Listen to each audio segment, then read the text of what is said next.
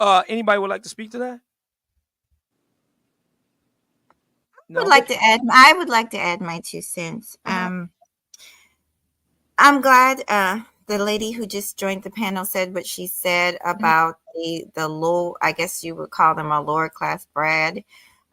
Basically, what she's saying, and it's the truth. We can't see that the same way. Some white people can be racist. Some white people cannot be racist. So to say that it's, I don't know the percentage to say it's a small amount or a large amount. All I know is have your antennas up, honey. If a person is not there for you, you'll be able to tell because it'll be about, oh, I've never been with someone like you, or, what's it like to be with a black girl, or vice, it'll be those type of conversations. But if they're there for you, you'll know it. And that's who you should, if that's what you're interested in, that's what you should go with. But if Is she there? then Go ahead. are a woman, then they're not there for you. They're not really interested in getting to know you. They're just interested in your color, Mhm. um, not you as a person. Uh, Real quick, I have questions in my book that, excuse me, Black women can ask their white partner to kind of see where their head's at.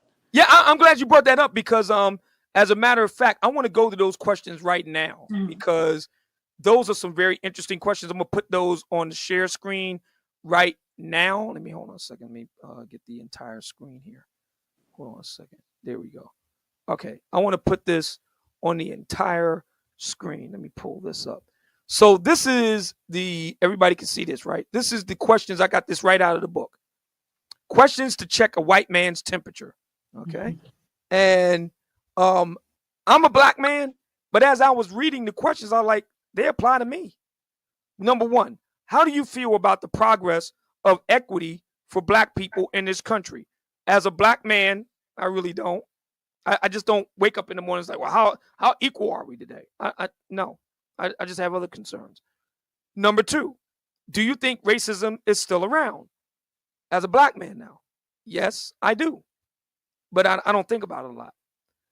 Number three, do you think white privilege is a myth or is it real? Yes, I think all forms of privilege. I think pretty privilege is real. I think wealth privilege and class privilege is real. I think educational privilege is real. I think height privilege is real. I think I can't say it on the air, so let me just go ahead and I think A nice, big, juicy privilege is real. Privilege of all sorts has been with us and will be with us. So yes, I think not just white privilege, but all those, big busty privilege. Not all women are born with big busts. How do we know that's true? Because there's a whole lot of women getting silicone in their chest, et cetera, et cetera. Um, let me see. Let me see. In this country, number four. In this country, do you think I am treated the same as a white woman? No. Just like old women aren't treated the same as young women. Just like pretty women aren't treated the same as ugly women. Just like fat women aren't treated the same as skinny women. Just as uneducated women are treated the same as educated women, and so on. Number five. If we had kids, would you tell them about racism? What would you say? As a black man, yes, I would. What would I say? I would say that they are increasingly going the way of the dodo bird. I would say that you have to focus on being able to give value to the world that people are willing to pay for. Because white folks like green much more than they hate black. Number six, if we had kids and someone called them a nigger, what would you do? First of all, I would remove my children from that environment or that individual.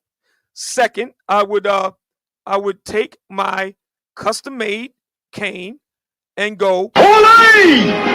Stick 'em up, stagecoach. Come on!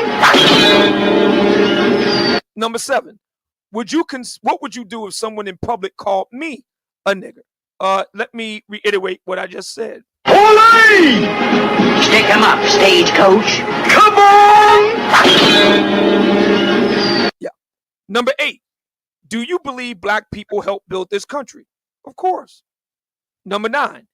What do you think about black people getting reparations? I can't wait because I am hoping to get a big enough of a check where I can open up Obsidian's House of Hoes and Scripper Emporium. Number 10. What effects did slavery have on black people that still affect us today? I think there's a number of different things. I think that one of them is the idea that black men be out here with a big buck, and a lot of black women like that Mandingo buck. I think that's one of them. Number 11. Why do you like black women? What attracts you to us? I cannot speak for my white brothers from another mother, but for me, I like that backside. I really do. So I mean, I didn't see those questions as being necessarily unique to white men. I could answer those questions as a black man. Well, why did you find those questions so necessary to a white man? Well, you answer them easy because you're a black man. A lot of white men have never even thought about these questions. So for you, that was super easy. Even for me, that's super easy to I talk about racism and all these different stuff. I have a black child, so as a white man, he does not think about these things. Interesting. Let me get my man Sydney. Thank you, Sydney, for the $25 cash app, $ Obsidian Radio. He writes, for the legend of the manosphere. Oh, wow, man. Appreciate you, brother. Thank you so much for that. Y'all keep those super chats rolling on in. $ Obsidian Radio, $ Obsidian Radio. Let me get my man Kelvin in the building, who comes through with a $2 super chat. I'd buy that for $1. He says, ratchet with us, but sophisticated with Brad. Appreciate you, brother. Thank you so much for that. The John Report 215 in the building with the $2 super chat. I'd buy that for $1. He writes, when has black women ever been forbidden to white men? That's a good question, because white men, at least in theory and often in fact, have always had access to black women. Be tall, young, and attractive in the building with the $2 super chat. I'd buy that for $1. He writes, 6'3" nerd equals 6'3" Chad with thick glasses. Library card holder in the building with the $5 super chat. He writes, Dr. Francis Quest Welsing stated that white men have said they don't feel like a man until they have been with a black woman. Are you familiar with that? Many Saints Alexander? Yes, I am. Oh, wow. Has anybody else here on the panel heard that? The late, great Dr. Francis Quest Welsing, author of the ISIS Papers, The Keys to the Colors, came out circa 1990, 1991, said that white men have said they don't feel like a real man until they have been with a black woman. Wow. Yes, I've heard that. You have heard that? It's like a rite of passage for some, not all, but for some. And it's mostly like those deep conservative types, those like rednecks. Wow. It's heavy amongst them. Wow, this is deep. Okay, let me see who else we got here. Let me go to B989X in the building with the $5 super chat. He says, I'm late. I wasn't expecting you to go live on a Saturday, but glad to be here. Glad to have you, brother. Thank you so much for your support. My man Drager in the building comes through with a $2 super chat. I'd buy that for $1. He said, did you just say you told him to get them drunk? Not sure what he's talking about there, but let me get my man. I'm sorry, go ahead. He's telling me when I was giving this story about the white guy who wanted to offer me money to have sex, and I said, you get drunk, you get them drunk and have a good time. Like, I was just thinking of it like women let their inhibitions down when they are drinking a lot. So I wasn't thinking of anything beyond that other than I don't want to have this conversation with him. And so I just said whatever I need to say to end the conversation. Get out of there. Gotcha. Yeah. Kelvin in the building with the $5 super chat says, in too deep from the past, you breastfed Brad, but infamiled us. That's called embedded lust. Okay. Don't know what that's all about. Dante in the building with the $5 super chat writes, Miss Underwood and I should have went to high school together. I'm a brother who loves top heavy women. I definitely would have shoot my shot. So there you go. You spend a lot of time in chapter 5 of your book talking about beauty standards. Let me ask you, Ms. Minnie, in your mind, what is the Black beauty standard? A Caucasian woman. I mean, in the United States, actually almost. Now I said, what is the Black beauty standard? Oh, the Black beauty standard. And what comes to mind when you think Black beauty standard? What comes to mind? Oh, Black. You know, I never thought about that. The Black beauty standard. Yes. For the ladies on the panel, and we're still waiting for the lovely Miss Crystalline Carrison, aka Miss Pink Pill, to join us. If any other ladies out there want to join us, the link is in the chat room. I've heard a lot from ladies over the years talking about Eurocentric beauty standards. I think we all know what that means. What is the Black beauty standard? I mean, Well, Black folks have always been more accepting. We've always been more accepting of our features being vast and wide, right? My mom is light skinned, my father's dark skinned, so we've always accepted different features. We've always accepted different hair textures, lip shapes, nose shapes. I just think for us, there's no one beauty standard. We accept, most of us accept each other. I disagree. There's definitely a beauty standard with women, and that is that of the thick woman, the thick thighs, the thick butt, and the thick, luscious lips. Sounds like Miss Brown Sugar to me. That's what it sounds like to me. That's what it sounds like you described to me, the lovely Miss Brown Sugar. Yeah. And I do, yeah. So thick thighs, big butt, and thick, luscious lips. That's what it sounds like to me. It sounds like you described my lady. I'm describing most of the women pre whatever this is now, because I don't know what's going on with Black women now. I mean, when I was coming up, it seemed like they all had natural big butts. Now and it was, you know, and they were all just thick. Now it's just weird. There's the butts are. I don't know what's going on. I'll just leave it there. I just don't know what's going on with Black women's bodies. It's changed, but that's always been what I consider the beauty standard, because I've never fit that beauty standard. I think I was the only female in my family really shaped like me. Like either you had a heavy bottom, no breasts, or, you know, and everyone seemed to have a butt but me. And I was the only one with really big breasts. Like I was 100 pounds with double D. Wow. So, yeah. So, and it's not like white men. Like white men, their thing is breasts, slenderness, and long straight hair. They love long straight hair. And they I love long hair too, but I don't. I mean, I'm not against women that have straight hair. I'm not against white women or whatever. It's just my personal preference. I love a woman with long hair, but it doesn't have to be straight. She can have a blowout. She can have locks. My lady has locks. She got long, luscious locks. They look fantastic. They go right down her back. So I mean, I love women with long hair too. So.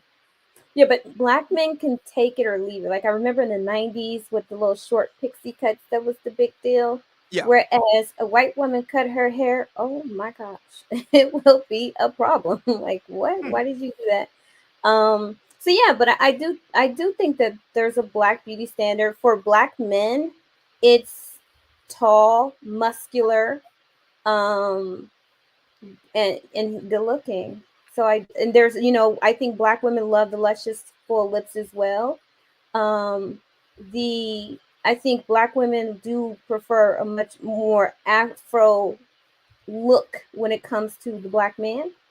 So yeah, there is a beauty standard amongst us. So I don't understand why people. I noticed that most people struggle to figure out what our beauty standard is, but it's always been there. Like Black men love them some thick, curvaceous, big booty women, especially a big butt. Yeah, I mean, I could see that, but is this a grown folks like panel? Oh yeah, it's a grown folks show. Yeah. Okay, so I mean, like the thick women, the big backsides, yeah, that's kind of what's being promoted to a lot of us. But some men that are short in some places don't really like that because it's hard Oh, for I'm short. I'm short, and I'm 5'7". My lady's 5'10". you know what I mean. Short in places below the waist. They don't. Oh, you mean? Yeah, I yeah, see. You're yeah. talking about penis. Oh yeah. Yeah, so they don't like all the big behinds and all the other stuff because Oh, it's hard. They it. can't do certain things. I can definitely do it. Thank God, I can do it. I agree, but there's rarely. I don't think I've ever. I'm trying to. Let's see. My ex-husband was the only black man that I know that was it more of a breast man than a butt man. I guess that's why he ended up picking me. Well, don't get me wrong. I like. I mean, if a woman's got it up top, all the better. But I don't consider that a ultimate requirement. But the legs and the behind and the slim, I got to have that. I got to have that, and then I can add on the tatas. But if she's got, if she's just got at least a handful, I'm okay. But if she's got more than that, all the better. But if not, I can live without that. But I got to have that bottom. I got to have it. That's what I'm saying. I've yet to come across most black men are like, that's the one, they have to have that. Like, they'll be like, oh, you're cute and all. Oh, you're so sweet and all. And then they'll try to date you. But in the end, your body is just not what they desire because you don't have a big butt. Eventually it will die. What you have going on will die. But there are some black men. He'll die. What do you mean he'll die? The relationship will die off. It'll just okay. Well, look, relationships is about physical attraction. That is a vital part of it. I mean, I don't know why we keep shrinking away from that. You got, and this goes for both sexes, obviously. You have to make an effort to keep yourself physically attractive. I don't see what the argument is there. What are we doing here? Counselor, hold on a second. Counselor Mr. G in the building with the $10 super chat. He writes, I'm just now tuning in briefly, and I'm not sure if this has already been mentioned, but it was a pro-black woman named Cola Booth who said she would rather be the white man's whore than a black man's wife. Are you familiar with Cola Booth, Many Saints Alexander? I am not. Okay, she That's doesn't. very interesting. Any other ladies on the panel know anything about Cola Booth? I am. Rashida Strober refers to her often, but I don't know about her talking points. I know she was one of the first to talk about colorism. That's interesting. Let me go to and get my man be tall, young, and attractive, who comes through with a $2 super chat. I'd buy that for $1. He writes, that's a lot of open tabs there. MOA, I am concerned. You need not be. This is a custom HP G4 something or other computer. I had it custom made, and it's designed to run a gazillion tabs flawlessly because I needed something I could do a lot of multitasking at the same time. That's how do you think I'm able to keep on top of everything that goes on out here? Okay.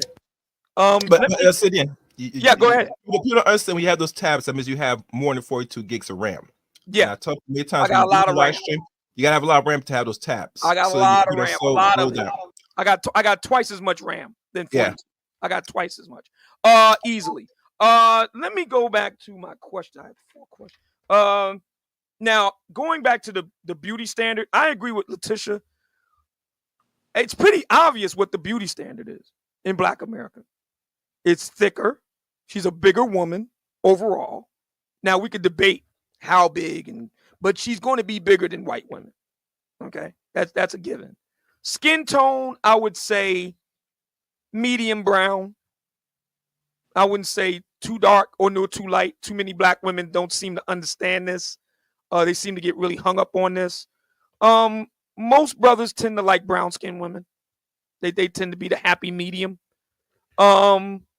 Some brothers obviously like light skinned women. Some brothers will like really dark skinned women. But generally, the preferred, it tends to be brown. To a lesser greater degree.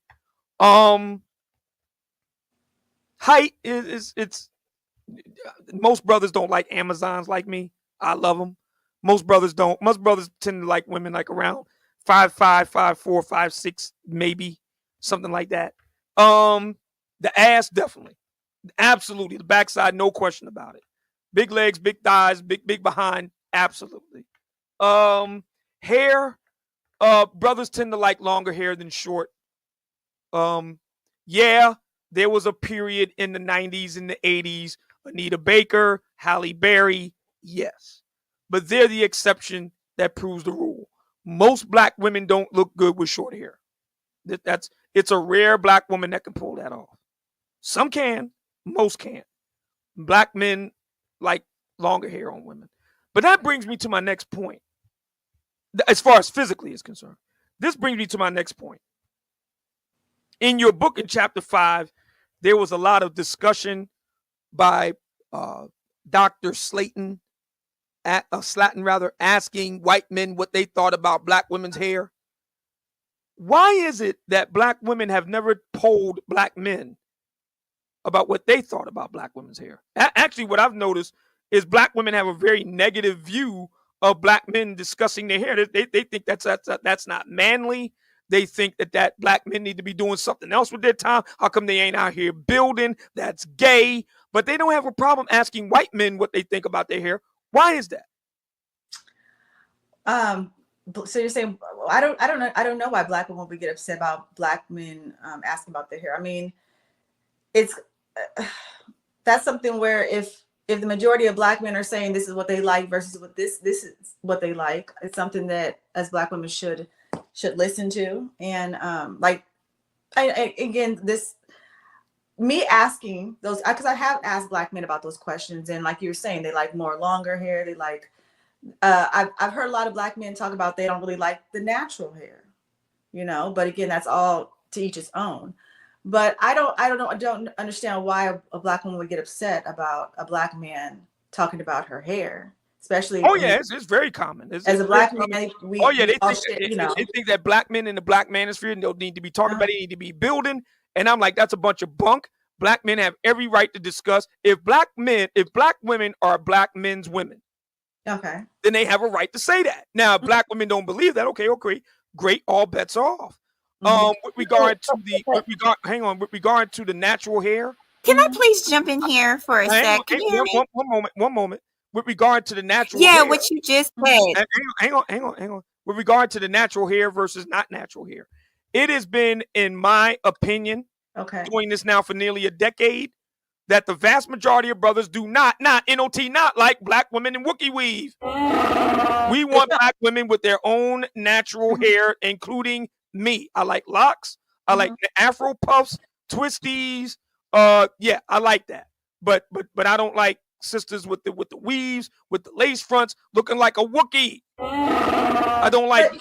But now, if they don't like it, then why hasn't it changed? It seems like there's a whole bunch of women running around with weaves and wigs and all that stuff. Why hasn't that changed? Because a lot of black men will settle for what they can get. Okay. A lot of black women have no idea how much men settle for them. A lot of black men, and Miss Letitia knows what I'm talking about here. A lot of black women don't understand this. They don't understand male sexual psychology. This is the reason why I wrote the book for the ladies, the Book of Obsidian, the ladies edition, the red book, because I'm trying to help black women understand black male sexual psychology. Can we have a real discussion? Hang on, easy. I'll get to you in a second, Mahogany. Just easy. So okay. What I'm saying here is, for a lot of black men, their ideal woman would be, thus and so. But a lot of black men don't get an ideal woman. They get the woman they can get. And a lot of black men settle a lot. A lot of black women have no idea how much men have settled for them. And you want to know something? That's a good thing, because women have a much finer filter for what turns them on and what doesn't. If men had that same filter, none of us would be here right now. The human race would have gone extinct. Thank God that black men settle. Thank God for that. And many black men consider women like cold pizza. Now, what do I mean by that? Most men, and this is coming from somebody that doesn't eat meat, but most men, if they could prefer it, would like a nice porterhouse steak with a nice mashed potato and butter and some nice broccoli or asparagus tips or spinach and a nice cold big mug of beer and everything. But guess what? Most black men can't get that. So for most black men, cold pizza will do. Do you understand what I'm saying here? So what can shift it to make Black men open their mouths and really express what they truly want? Yes, but just because you express it don't mean you're going to get it. See, for women, if you just say it and you manifest it, it will magically appear. Mm-hmm. That's not how it works with Black men. Well, men in general, but Black men in particular. If a Black man wants a certain type of woman, he's got to have certain things in place to get that. A lot of Black men ain't got certain things in place to get that. They're going to have to take cold pizza. And for many Black men, cold pizza will do. Are you saying that a lot of Black men, Black women out there are cold pizza obsidian? Yes, that's exactly what I'm saying. Many Black women are cold pizza for a lot of Black men. Yes. Now you can go ahead, Mahogany. You want to say something? Mahogany. Yes, sorry, my mic. Thank you so much. So, can you guys hear me now? Yes, Yeah. go right ahead.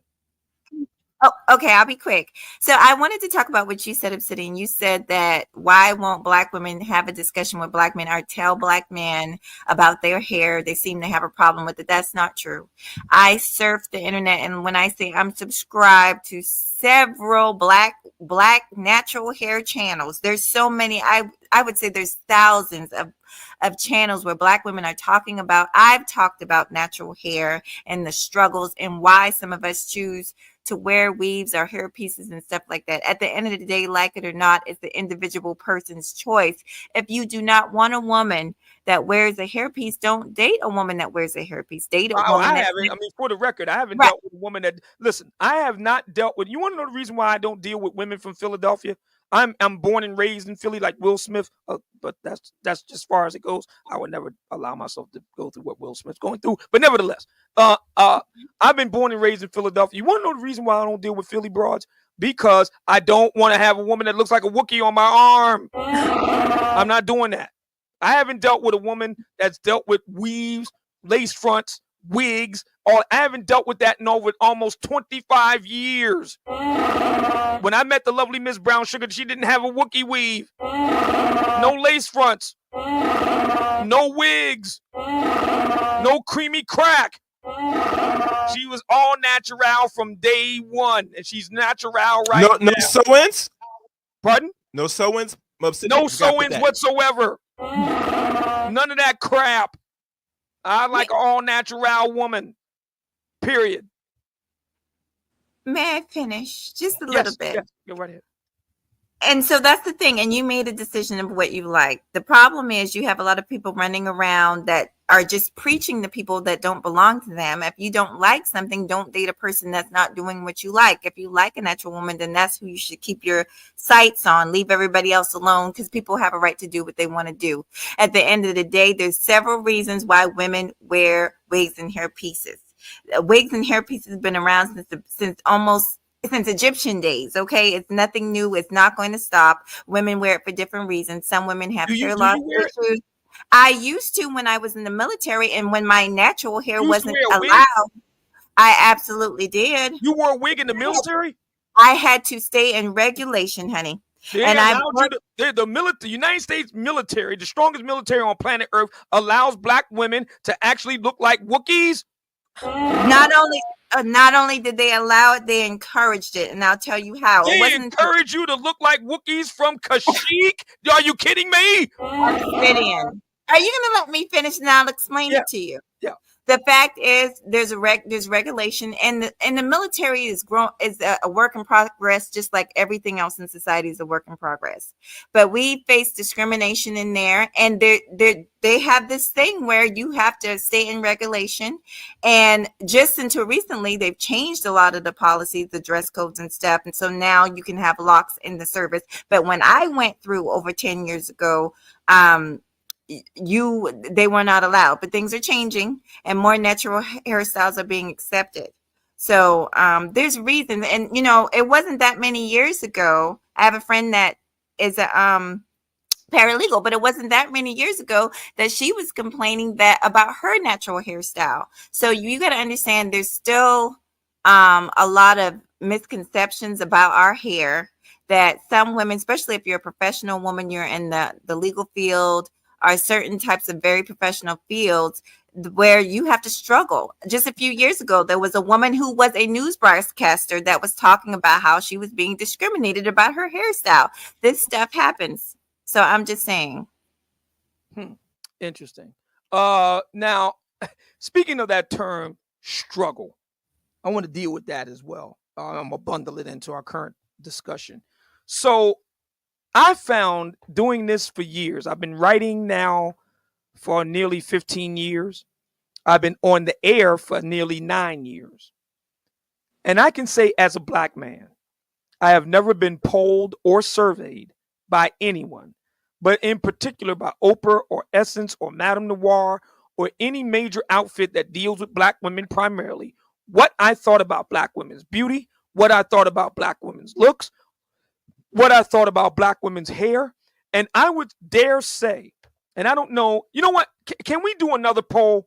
We have the live poll up here right now. Do black women act different with white men over black men? Yes, 96%. No, 4%, with 302 votes.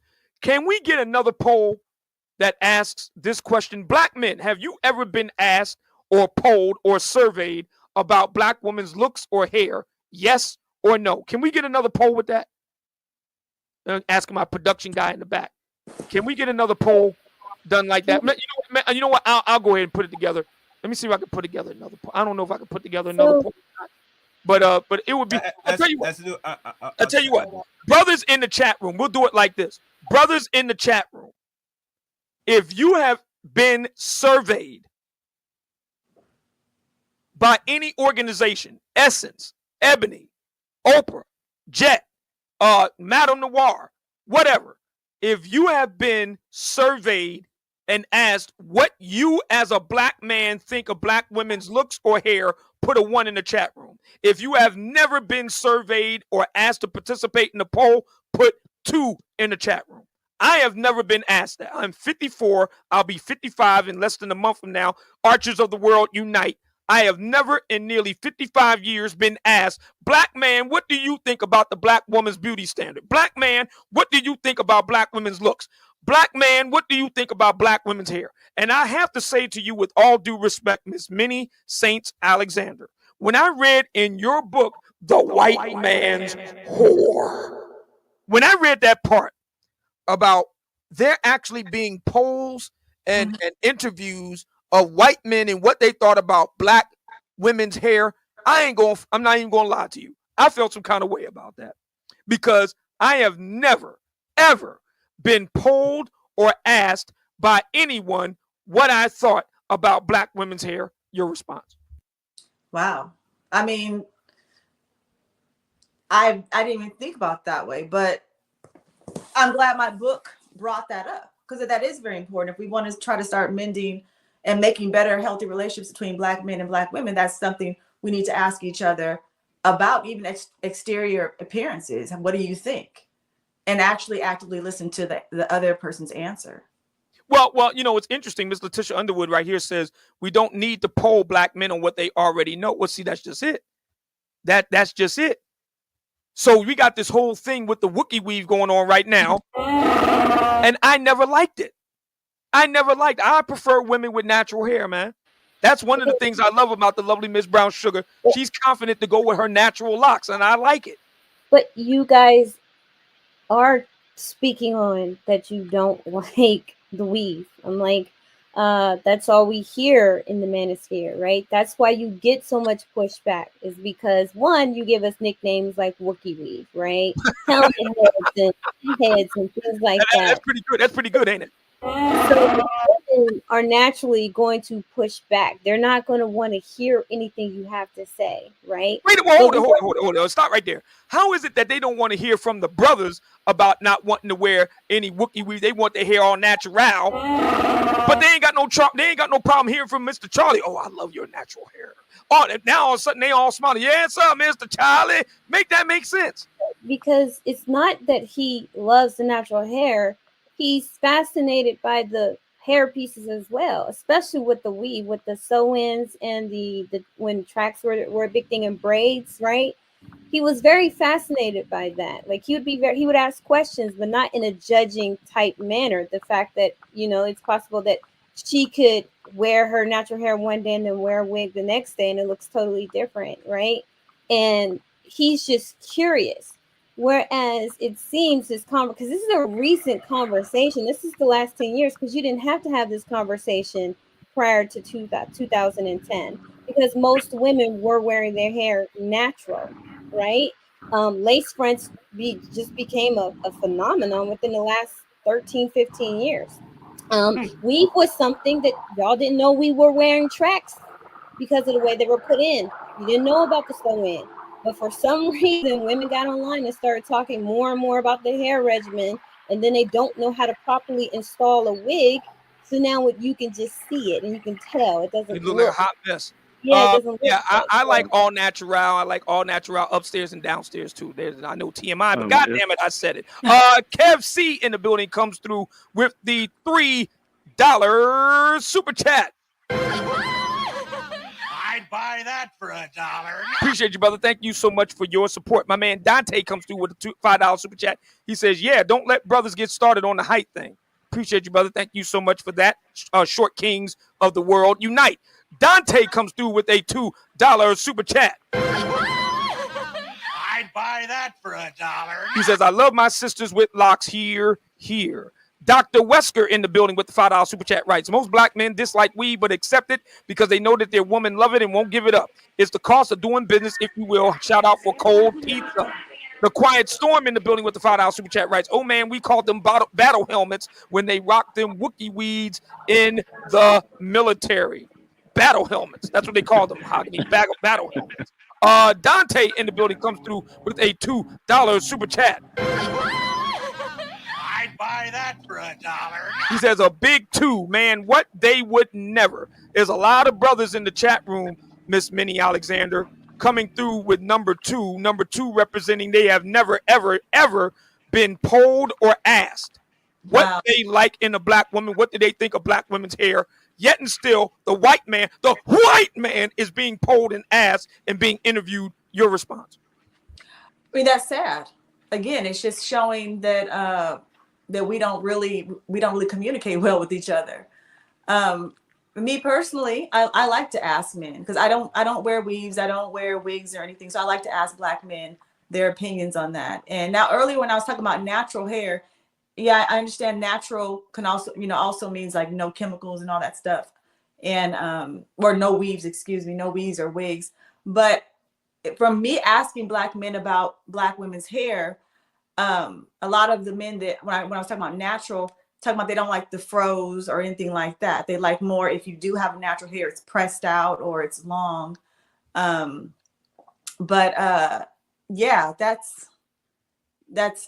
we need to open up the line of communication better. And especially as the black women that are listening, it's like, ask your man about what he likes and be accommodating to him. And that is one thing I found about Miss Brown Sugar. She's very among black women, I'll be honest with you, she's unusual. She doesn't have like an adverse reaction to what it is that I like or whatever. She's very unusual in that regard. Let me share with all of you. I want to get your reaction, Miss Minnie, to, I don't expect you to know who he was. His name was David Carroll. And he said the following about the view of some black women to white men. I want to just get your reaction to this. Dysfunction against us, but this brother doesn't have any dysfunction. That's a good question. I'm glad you asked, because what you have to understand is that where there is no dysfunction, they will manufacture it. Oh yeah. Anything to get to that white man, which we're going to deal with in a minute.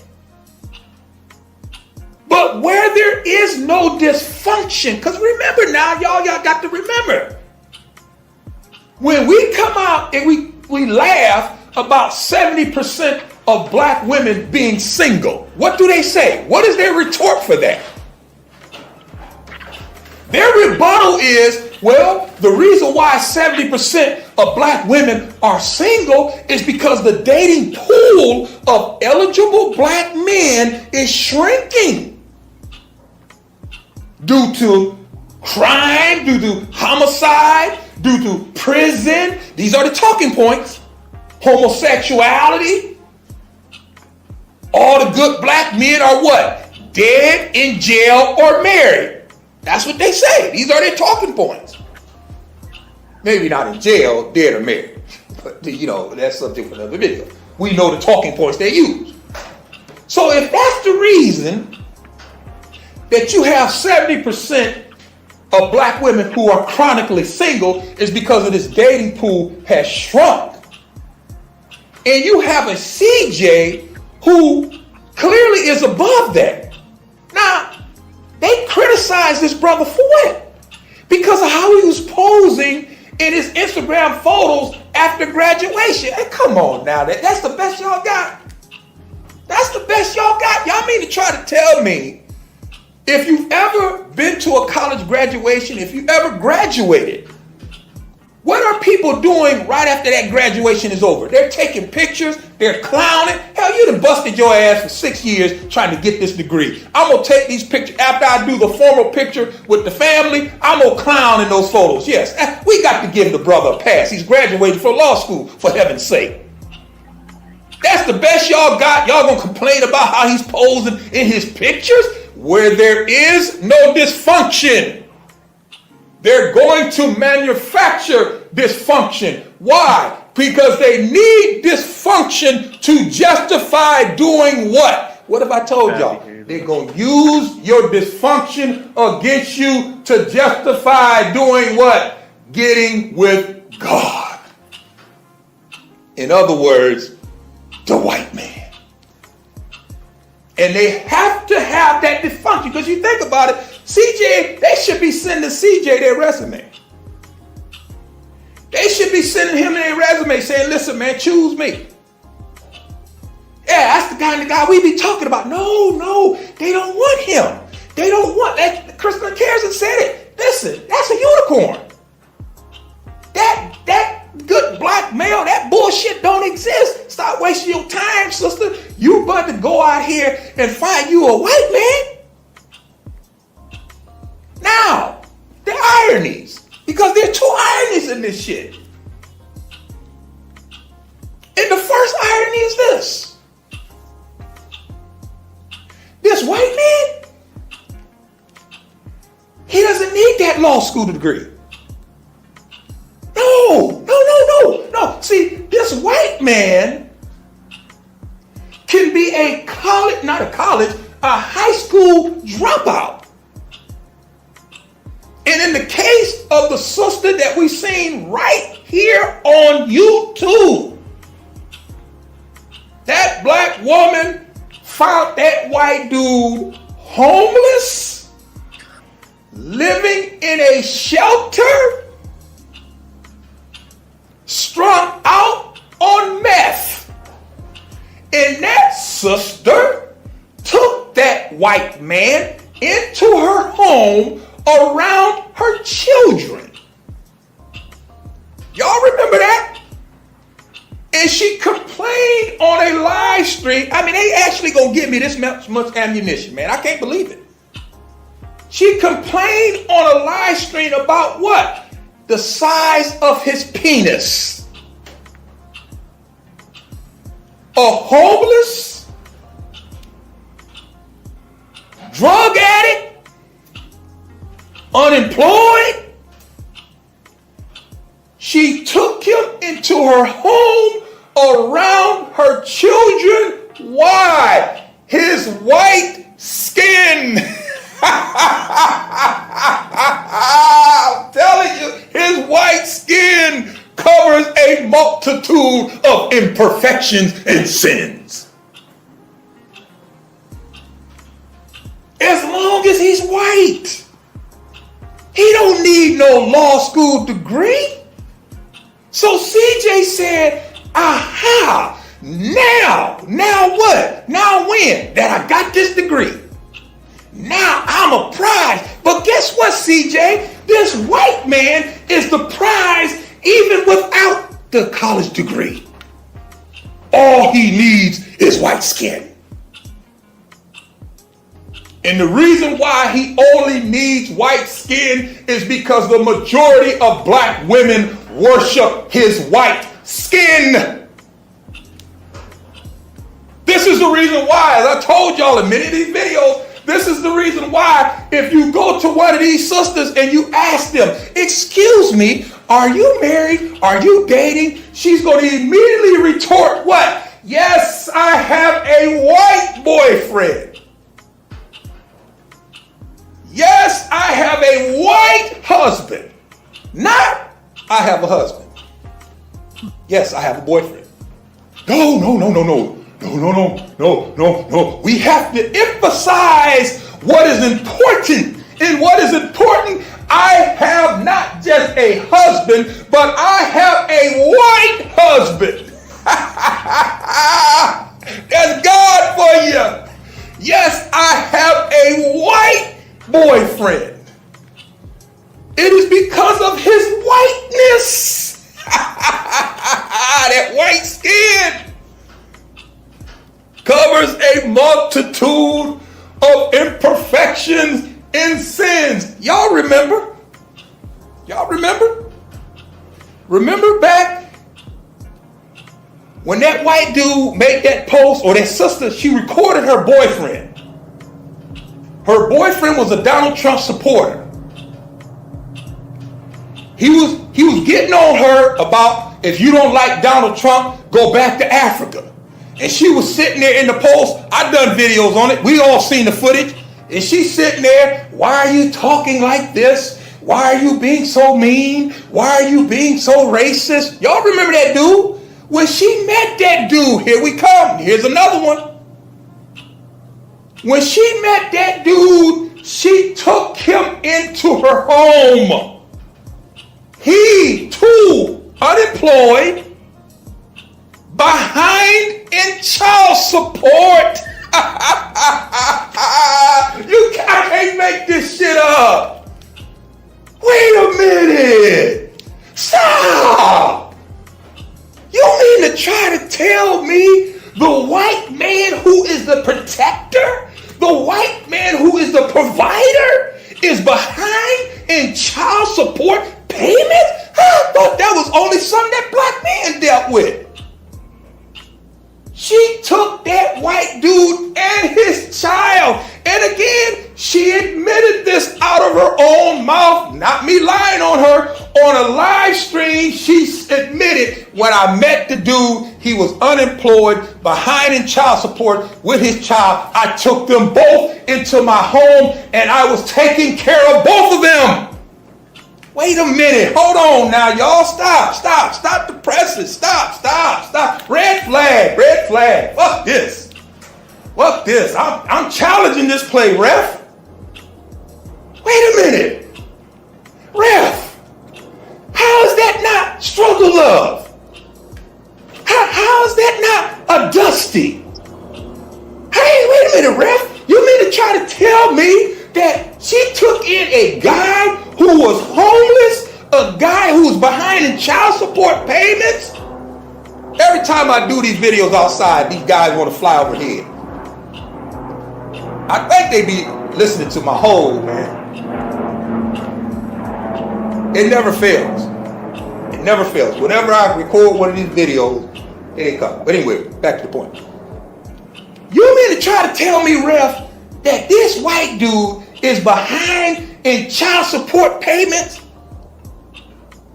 He's unemployed. He don't have a place to stay. And this sister took them both in and was working a full-time job taking care of him. Ref, how is that not struggle love? How is that not dealing with a Dusty? You know how it's not dealing with a Dusty? You know how it's not considered struggle love? His white skin. Say it with me. His white skin covers a multitude of imperfections and sins. So even though he's unemployed, that's all right, baby. Come stay with me. I got room for you, baby.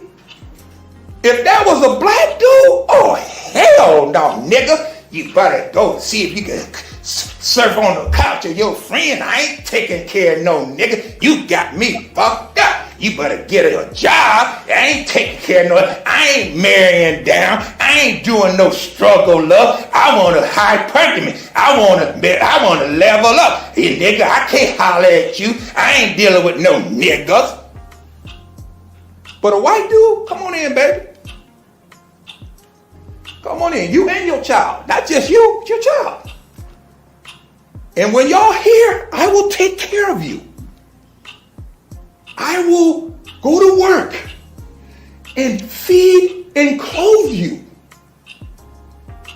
And on top of not only feeding and clothing you, I'm going to bend this ass over for you. So, I mean, come on now. The power of white skin. It covers a multitude of imperfections and sins.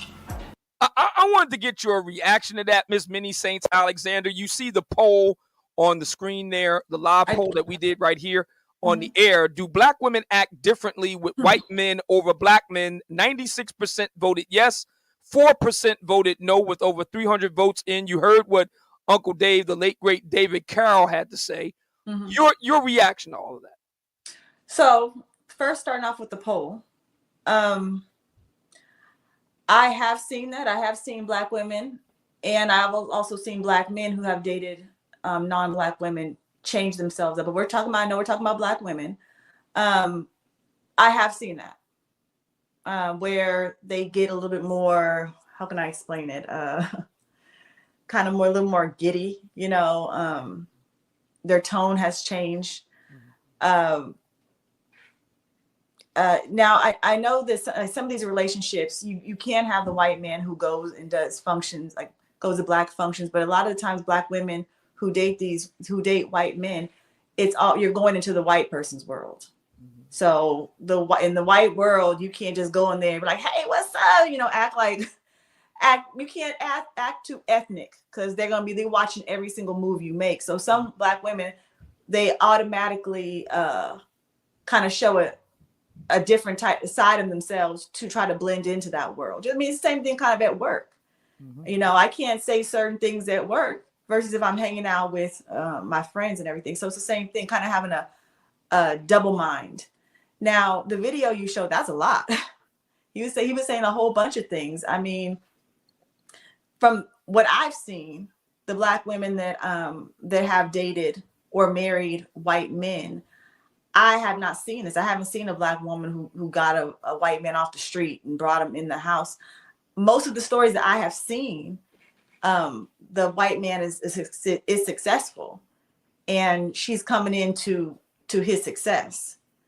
So this story right here is crazy. But then I also have seen black women who have dated black men that really weren't doing all that much, and she's helped him out. So the person who was speaking, I mean, he took this one isolated incident and is blowing it up like this is just what is done. And from my observation and talking about this subject for all these years, I haven't really seen a story like this. Interesting. This is interesting. So I'm trying to understand why so many black women act so differently with white men versus black men. I've even seen videos and stuff about this. Does anybody else on the panel want to weigh in on that? I do. Yeah, go right ahead. So my question is, and I'm just asking this very loosely, anybody can chime in at any moment. So what happened to being unapologetically black in that instance? So you're performing one behavior for one guy, then when it comes to a guy who's of your same ilk, you're performing a different behavior. And you know what I'm saying, you're generating chaos. Somebody got crows in the background? Yeah, unfortunately, I live in one of those neighborhoods. Oh, you got crows. Yeah, but generally speaking, that's what I've noticed. There's this dual behavior, and I think that a lot of what you would call Black American women know exactly what they're doing. and it's very manipulative and it's very passive aggressive. And I think that you're, in many respects, you're self-sabotaging. So it's a form of code switching. Mm. It's I don't really want to get too technical because I don't want to go over anybody's head, and I don't want to be very rude, if that makes sense, Obsidian. Interesting. Yeah, I can't it's a speak on pretty it because interesting. Go ahead. I'm of the same mindset of Minnie. Let's see. I was sitting here and I was counting up all the Black women that I know that are in interracial relationships and marriages, and I only know 3 Black women, right? Mm-hmm. I only know 3 Black women. 2 are twin sisters. They both married by a white man. Well, the one was always into white guys, and then the one she was dating, engaged to a Black man, had a child in their relation. She had children by him, and the relationship didn't work out. So she went and did what the first sister did and got a white man. Well, her sister introduced her to a white guy, and so, and they've always been the same. They both are like me in a So sense. in other words, slender, big boobs. Well, no. They were built more like Black women. They were more thicker Oh, guys. but they were like you in terms of temperament. Yeah, temperament, personality, Gotcha. and the way we talked and stuff. And then the one Black woman who had children with a Black man, she took care of that Black man. She had 2 children by 2 different men, and she took care of both of them. They ended up leaving her. Then she got with a white guy who, he was more into, they had the traditional roles of her staying at home and him working. And she got frustrated with that. She didn't like being at home. But they couldn't afford childcare. So they ended up switching. He's at home and she's working, but she's still the same way. So I'm like, I'm not seeing a plethora of, I'm not seeing this where Black women have to switch it up, or switching it up when they're with Black men. And then when they get with white men, I do think that I can say for myself that when I am around my Black counterparts, sometimes just dealing with my past, trying to be a chameleon within the Black community, and then when I was dating a white guy, I could just be myself. I just be myself. Okay. Interesting. All right. I would like to. No, go ahead. No, go ahead. And I would like to respectfully disagree with you, ma'am. And I'm going to give you 3 facets as to why. Number 1, in the workplace, when you are operating in the workplace, you adhere to certain standards. Is that correct, ma'am? You're disagreeing with what exactly? I'm confused. I'm disagreeing with your whole statement, and I'm actually cross-examining you at the moment. Of And what? asked That you I a said question. that I only know 3 Black women who are with white men? No. The simple fact of generally speaking, that the American Black woman does in fact code switch when it comes to interracial dating and interpersonal relationships. In America, there are two standards. Excuse me, I'm sorry, let me finish. There are 2 standards to dating in America. There is a white standard, a greater society, and there's a Black standard, which is substandard and subpar treatment and subpar behavior and manipulation and control and stuff like that. Okay, And that's what I'm hearing. But go ahead. Okay, but I'm not speaking on in general. I'm just speaking on what I've seen.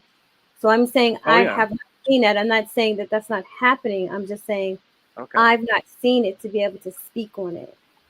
Okay, so generally speaking, would you agree that there is code switching in the American Black woman, that is a thing, that is something that has been done?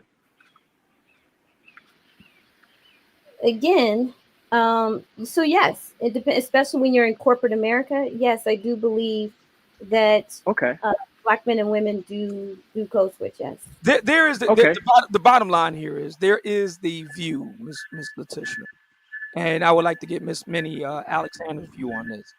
There is a view, and going back to the poll, there is a view among Black men that we're not saying all Black women do this, but some Black women seem to give white men more deference, respect, his due, submission, cooperation than they do to black men, even when you adjust black male achievement, black male comportment, etc.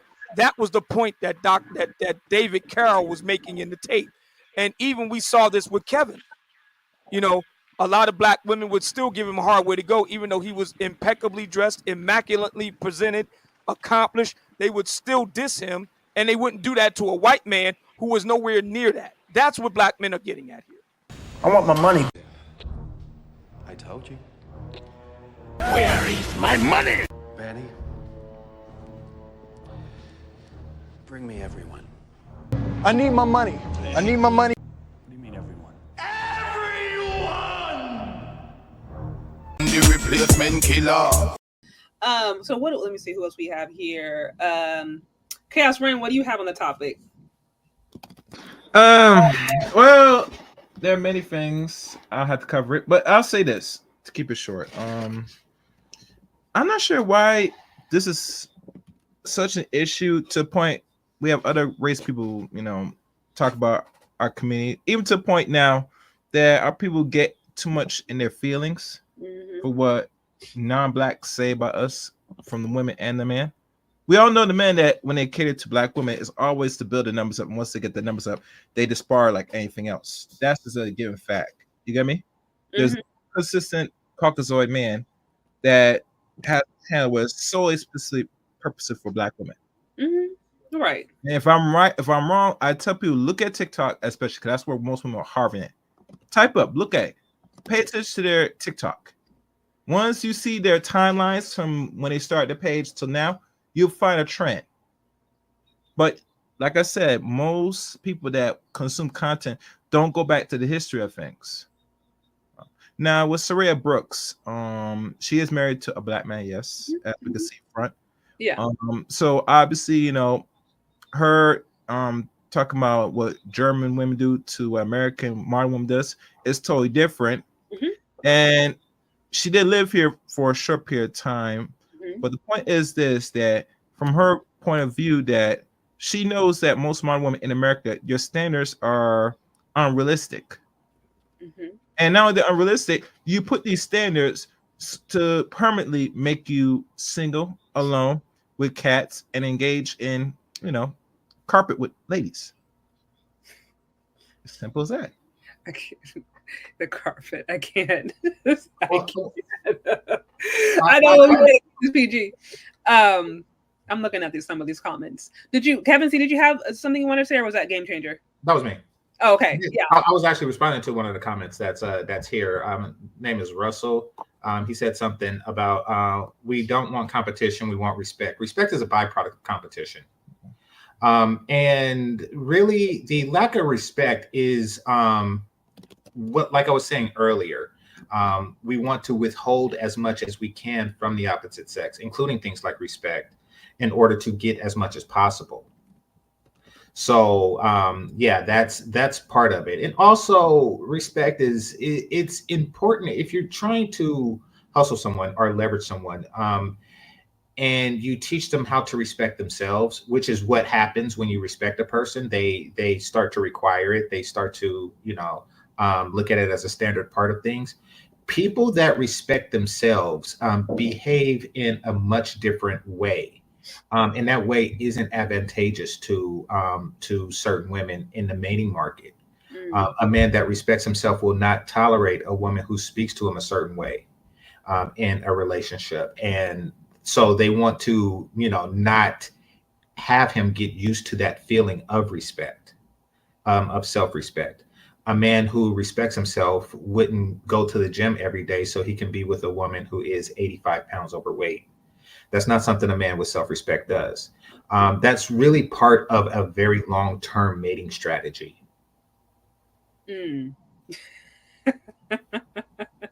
You said a long-term. Well, something else that should have came out of this too was, okay, like I always go back to the talking points. Okay, so let's examine what it is she was talking about. Let's do a deep dive into that. Let's generate an actual conversation. Nothing was coming out. Matter of fact, some of the comments I left on a few of the channels that were kind of having this conversation, I was like, look, is it possible? Can we look at this low marriage rate? And maybe people outside are looking at that and going, hey, you know, Black people used to be married at an 80% plus rate at one point. 60 years later, it's down to 30%. Can we investigate that and see what happened? No, it's just we're going to attack the white woman. Yeah, that would actually be quite. Make her the focus and the topic of the discussion.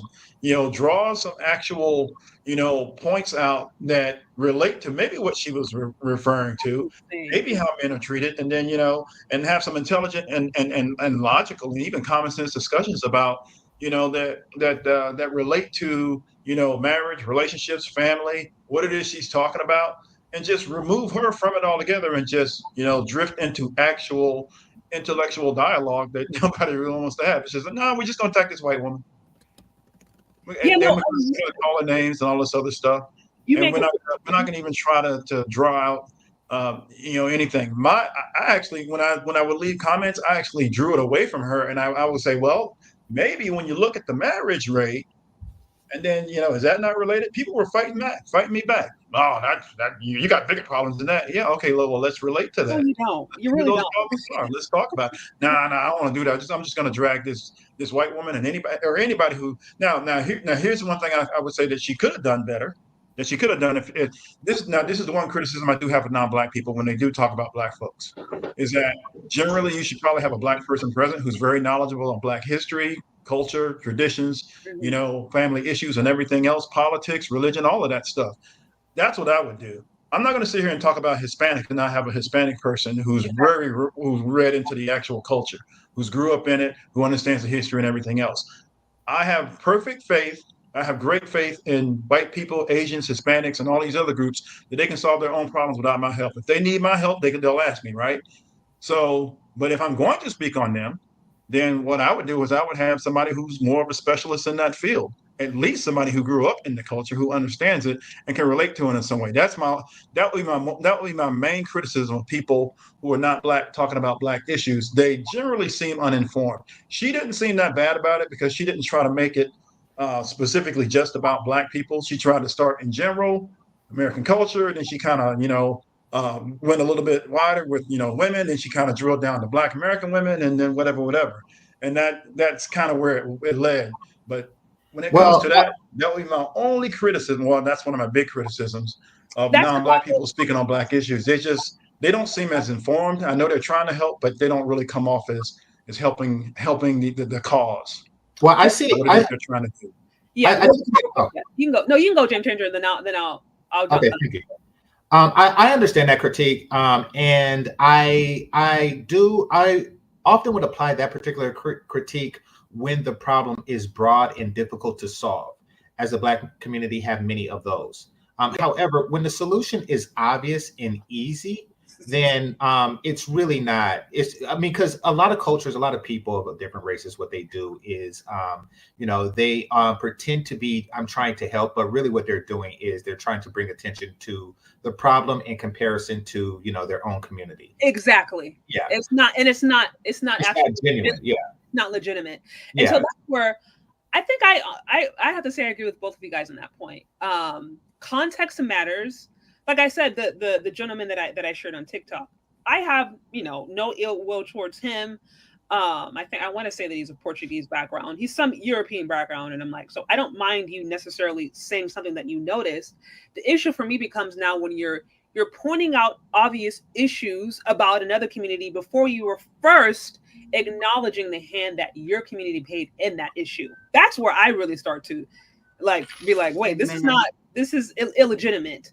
And so context does matter. And I do think, like, for me, if I was to talk about, if I had a live about Asian women, I'm going to bring on an Asian friend of mine, or at least be like, girl, can you make sure, like, I'm going to run through the talking points, being like, help me understand. Like, I just want to make sure I'm representing, because like, you want to come at a level of humility, being like, I think this, but I could be totally off. This is just my limited perspective. And so I do think those kind of conversations, when you're dealing with issues that are cross-cultural, it can quickly almost come off as patronizing, or quickly almost come off as racist or whatever, just depending upon the context. So context, I think, does matter.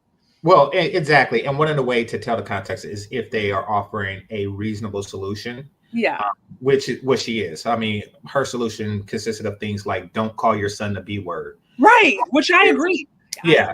I agree with a lot of what she's, Like there has been times where all the time. First of all, I don't even like the way I feel like Black folks talk to each other. Even the way that they sometimes folks joke with each other, calling folks a B word, N word. I'm like, I don't rock with that personally. I understand sometimes it's joking, but I'm like, especially if you're calling your kids out of their name like that, like what is that saying about their subconscious? Because they're not getting positive messages about themselves outside. Black men, Black boys are not. Little Black girls aren't. So where are they getting those positive messages about themselves? So that's how I agree with her on that one for sure. And Black boys, I mean, because the word has a different meaning as it applies to men. Yes. And it's far worse. So, and that goes back to what I was saying about valuing themselves. It's important that he doesn't value himself because then he will, get a woman that complements that value. And that's not going to be a woman like her. Unfortunately. So, he is being set up to fail. Right. So I don't deserve a woman like Shay Sade because I'm a B word, so what. That's what. Mm-hmm.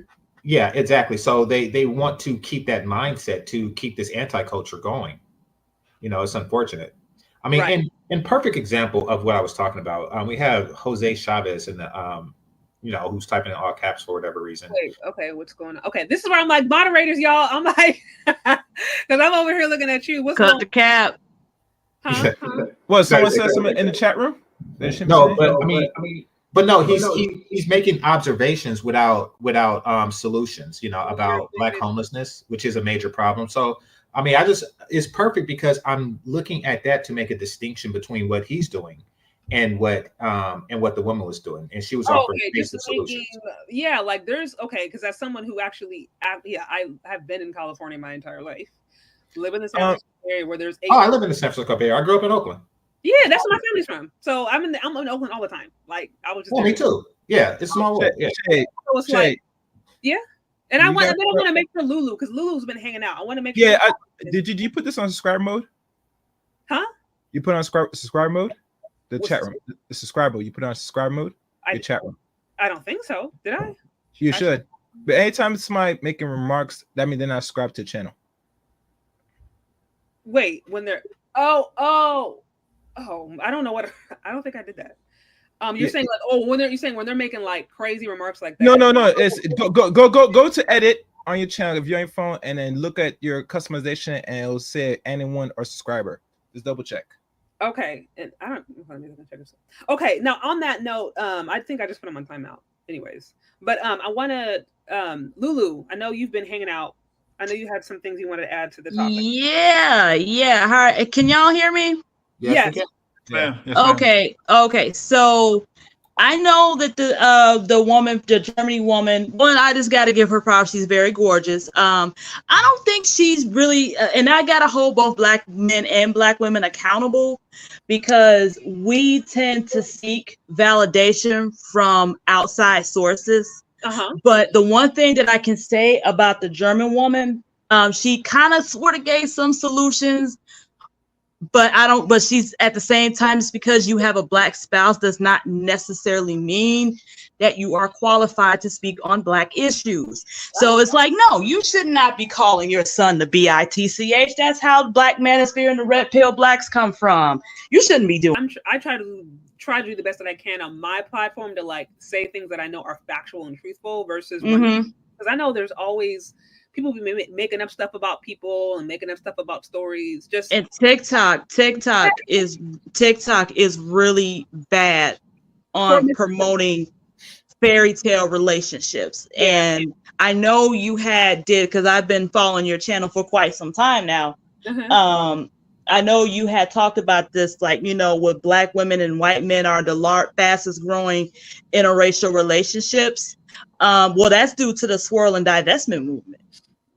It was a friend that I brought on who talked about that, and I challenged that because I was like, okay, again, interracial sex is a lot different than marriage. White people are still very loyal. They're gonna. I mean, it's naturally to prefer your own. I mean, I have no issues with that. Just be honest about it. But it's just like, I'm just Black girlfriend pro. but your parents will never approve because I've been around those people, and I just know that. I mean, what I said. They will. Well, I mean, when it comes to relationships, especially with women, all you need to do if you want to push a number or push an agenda, is offer a group of people an offer that they can't refuse. And I think that's where where these new records and these new relationships, like you see, it's like, yeah, but she looks like Lisa Turtle, and he looks like Screech from Saved by the Bell. Like this, there's like. Of course, Screech is going to take that deal. That is you could say, hey, it's interracial, so check off the box. But it's like, really, you took a crappy deal for that, for that reason, Lisa's gorgeous, by the way. I've been watching Saved by the Bell all summer, so I grew up in the '90s, so yeah, love it. But Rudy Huxtable and Ashley from Fresh Prince of the Bel-Air, my crush. Oh yeah. Don't forget Cherry from Punky Brewster. Oh, I gotta look her up. That was. I mean, I knew Punky Brewster was. I know the show. That was just a little bit before my time. I know that came out in the '80s and stuff like that. But I tell you one thing, you didn't see you. I'm old too, so. Okay, guys, so I might have to wrap this up in a few minutes. So if you want to have any final tidbits about just the overall topic, I know I called this the white wife effect, but that's what I forgot to get to. I was gonna mention that the black wife effect. Oh my goodness. And it seemed, and I want to mention like the marriage rates especially between white men and black women, because I don't live my life because I'm pushing 40, so I am way too old to be following some damn fairy tale. But you got people older than me that believe in foolishness, unfortunately. Yeah. And I tell my mom this, and it's like she thinks I'm crazy. Oh, that'd be high school kids doing that. I'm like, Mom, these are grown women following fairy tales. So it's like it seems like a lot on TikTok, and then I had seen a montage of like heavier set women being with white men and being wifed and stuff and wearing tight dresses, and they look like NFL linebackers. Okay, do you? But realistically speaking, if you look at the black demographics, the marriage rate between white men and black women is only 4%, and then Pew Research suggests it's 12%. So it's between 4 and 12%. But it's just like, if they really love us so much and they love and they compliment us, they're not marrying our asses. Yeah, that's the question you need to ask them. If you look at the U.S. Bureau, it was I think it was just 2 years ago we did it. It was like 1%. Some sources say 4%, but either way, it's very low. And I've mentioned this before. White men have had black women since the plantation. So interracial sex is nothing new. If white women were the ones that set up the laws. So if they were really interested in black women being their preference, they would have established laws in a system that would have prioritized them. They had the power to do that. So it's like, it's not even it's a non-issue to me. Yeah. And I can just tell black women to just love yourself, get some counseling if you need to, hold people accountable, hold yourself accountable. And if you just stop following fairy tales, then what that white guy said, it'll be like, okay, really? But yeah, if you just seek validation from outside sources, then you will get your panties in a bunch when somebody just make a basic compliment. Like, right. No, literally, it's not like it's not serious. But the compliment is a necessity because it feeds the delusion. See, when you're not healthy mentally, spiritually, you're going to try to scavenge, look for someone to boost your not only self-esteem, but what you're lacking spiritually. And for a non-black person to say small things to you or make broadcasts, that's enough to fulfill the prophecy for a lot of black women. You get me? And trust me, sex is nothing nowadays because let's be honest. I mean, they don't value much. They out here doing it with a little effort to a very small group of men. So I'm not sure why they think sex is so important. Right. And No, it's not. They think because they're willing to sleep with them that they love us. Like, and then I'm just curious to see what percentage of Black women would actually be open to dating white men, because TikTok make it seem like a lot, like 50-something%, but realistically speaking, because I don't know swirlers and divestors. I happen to surround myself with a group of Black folks that prefer their own. And every Black woman I speak to, when it comes to their interactions with those individuals, it's like, oh yeah, it was mainly because of the fetish. Like, I'm just curious to see what that percentage actually is. 50%.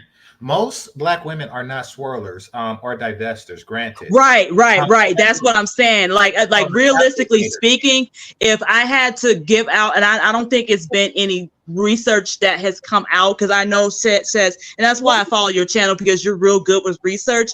I'm just curious to see like that number, what exactly the number is that still prefer their own. I bet you it's probably 80%. Now, and let me add this for context, and then I'll have to wrap this up. We can get final words. And I actually meant to share this and I forgot. I do feel like I kind of want to do. I'm trying to think if I want to do a live or a breakdown, because anybody who knows me knows that I read the book The Dating Divide a while back. I think it was maybe a year or so ago. A lot of 2021 book, yeah, they give a lot of. I know you and a couple other channels that I follow reference the Dating Divide book and like the stats and all that stuff. Yes, but now the reason, and that's just one, but it's a rather important study because it was done over some time, and then it was done by a group of sociologists. And so there's actually a screenshot here I meant to share and I forgot. But is it that study from University of Colorado? Because I know you've read. No, that's different. Okay. The body that does not compare, we're just looking at white men's preference. No, that's something that was done. That was done in 2012. I had read that, and I'm like, that was really because I know you've done some videos and you've referenced that too. Yeah, so that's what. Yeah, so that there's that one. This one was done, I think, back in 2019. I think is when it was published by a team of sociologists. It had a sample. It had a sample size, I think, of around 1 million. They looked at online profiles. They did online activity. They also did in-person interviews. And I think there's a few of the metrics. They break it down in the book, like basically the methodology. And you want to take all these things with a grain of salt. Nothing is perfect, but they said specifically they talked about how, because there's charts in here I would have to share. The charts break down the actual numbers, and we're just like, okay, here's the average, and then here is the amount that people responded. But that's a study that basically showed that Black women, all minorities of women responded primarily to white men when it came to their preference, who they were in alignment with. And one thing that they saw, and they said this is what was interesting. They said that the women, Black women specifically, they said one thing, but their online activity showed something different. And they kind of went deep into the psychology after. Oh, she's breaking up. Okay, I thought that was me for a second. Oh, no, that's not you. It's her. You're breaking up. Really? I don't know. Yeah, you were breaking up. Oh, am I fine now? I don't know why I'm breaking up. Yeah, you were now. Yeah. Wait, am I good now? Am I still breaking up? Yeah, you're good. Yeah, you're good now. No, basically what they were saying, just to try to sum it up, was they said, what? Oh, no. And when the stuff get good, she cut out again. Yeah, so let's sum it up. Right here.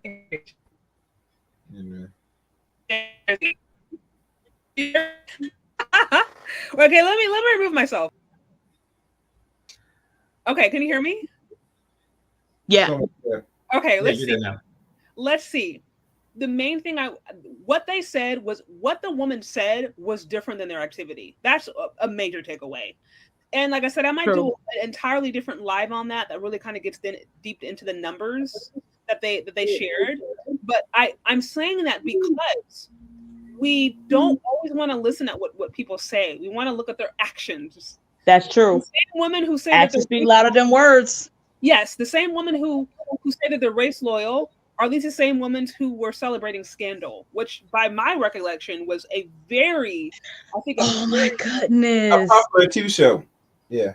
Exactly. You would not, like Prism Cure will say, you would never be Mrs. Cartwright.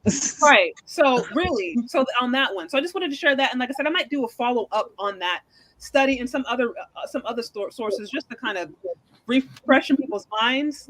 But yeah, so I do want to wrap this up. If many of you guys have like some final thoughts you'd like to leave, resources you'd like to share, or anything, let me know, because I always love resources I can check out. Yeah, I'll go right quick, and I'll address what's on the screen right now, where he's talking about black women, hate attributes in black men that they would love in white men. As a black nerd, I will give some pushback on that. Now, if you are a black woman or a woman of any race who are into nerdy dudes, or if you want to call them corny or whatnot, whatever you want to call it, you will more likely wind up with a non-black person. And this is just, and this isn't because of their particular preference. This is just because there is an avenue for them to find that particular person. Black guys who are nerds like myself, we don't really have a large circle. We're not visible in any way, shape, or form as white nerds are, and people like that. So it's just by numbers that they'll find that. Now, I will say this: the ones who are into that particular type of guy, don't reject them because they're black. So I will give credit on that. Like if they meet me or somebody else, I won't, and they're into nerds, I won't get rejected. Like, oh yeah, I like nerds, but I like them white. I don't get that at all. So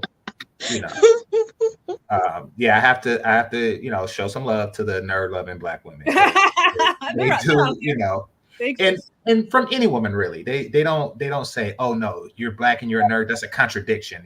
Like they don't really care. When you love a nerd, you love a nerd. That's yeah. Absolutely. Yeah. Well, thanks for stopping by, Game Changer. Always a fun conversation. Okay. Yeah. All right. You take care. All right. Thanks. I think, who is it? Is it Kevin C? Are you next? Yeah, I would just say for people who think they are informed on what black people are doing or not doing, or what it is we need to improve on, challenge yourself. Not black, non-black, whatever it is you are. Challenge yourself and do a deep dive and actually find an issue, because there's enough of them. But find an issue and do a deep dive and go to the actual root cause and origin and history of that issue. And what you'll find a lot of times is it's going to be a combination. I always call it a two-pronged issue. There's going to be some individual mistakes and behavior, right? Yes. That's your responsibility and accountability on an individual side. And it's going to almost always be associated with racism, something systemic, or, some anti-blackness in there somewhere. Any problem that black people have, all roads lead to racism. All roads. And people will say, here you go. Yeah, exactly. Nope, I'm going straight to that. Because when you do a deep dive and you ask the question and you continue to ask and ask and ask and ask, almost I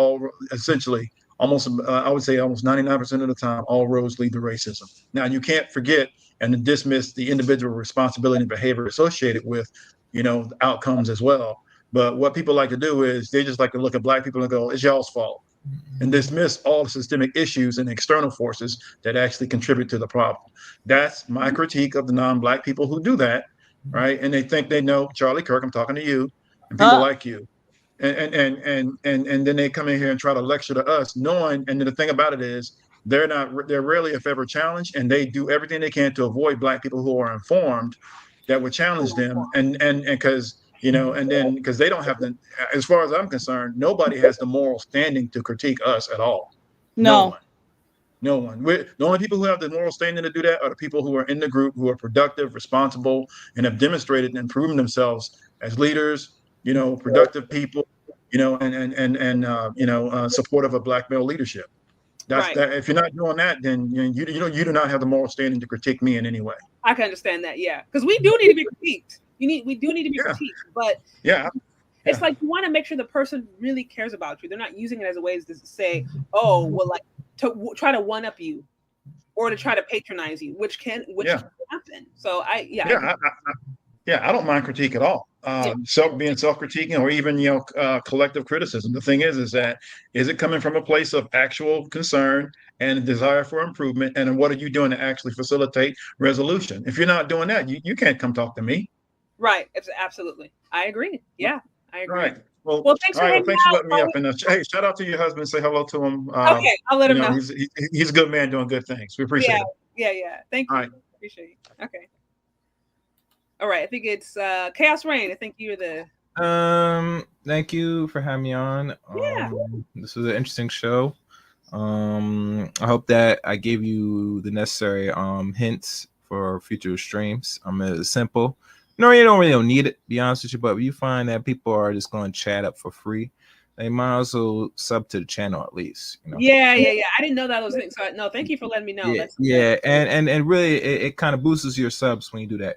After all, it force people to make them subscribe if they want. Okay, that's dope. Okay, thank you for that. Good point. So that's pretty much it. Besides the white wife effect on black men,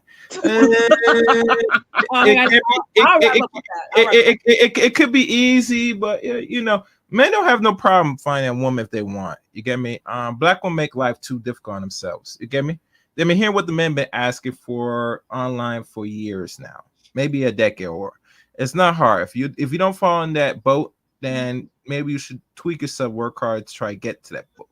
You might not get the perfect man, but you get at least a productive man or a man enough that you can make a life. I mean, life shouldn't be that difficult. If it's that difficult and you think your standards should be super high, depending on what age or where you look at or your weight, then you're going to have a hard time getting what you want. Not everybody gets what they want at the end.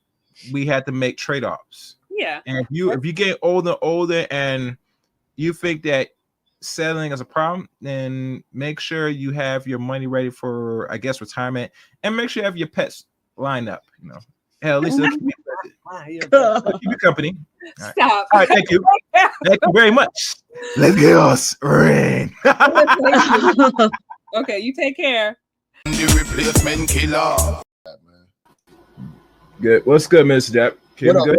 What up, fam? The only reason why women would destroy the concept of marriage is because in their mind it has to serve them, and they got this from older women. They got this from social media, especially the killer of the mindset of a lot of women, because they think they could live that what they call housewives, basketball wives, and they think it should serve them. And notice that in real world, it is always since its inception a duty. I mean, I'm not sure if you have parents that have been married longer than my parents.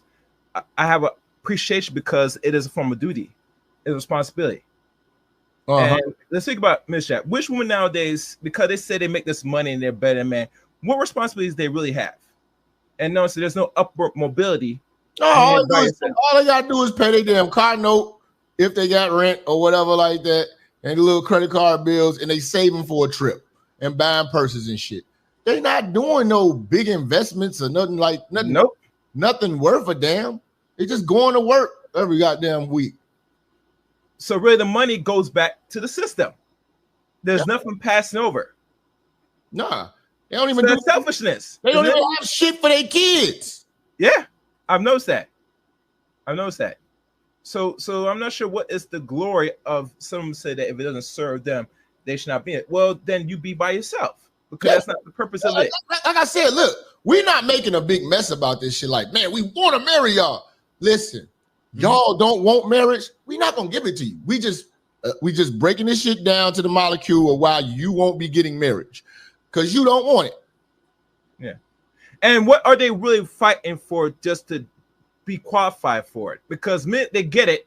They're gonna lose the value. They're gonna say, "I want to run out of it." No, what they want to do is redo prom as a grown-ass woman through a wedding. They want weddings, they want rings, and they want expensive things. You know what I'm saying? And they already have an exit plan. You know what I'm saying? Yep, I noticed that. They come in with an exit plan. Men get railroaded because we don't have an exit plan because we actually believe in love, and you know what I'm saying? And because we actually do. We believe in love because we do love through duty. They don't do love through duty. They say love. And they think because they throw some pussy and, you know what I'm saying, and, play some good music, play some soft music and want to dance or something, That's love, bitch. Dog, you will get that shit to a motherfucker you met at the club. You get them kids to a motherfucker you didn't fucked on accident. You know what I'm saying? Love is me paying these goddamn bills and keeping a roof over your head and the heat and electric on and shit, bitch. You know what I'm saying? That's love. They don't have no actions about them. Yeah. Okay. All right.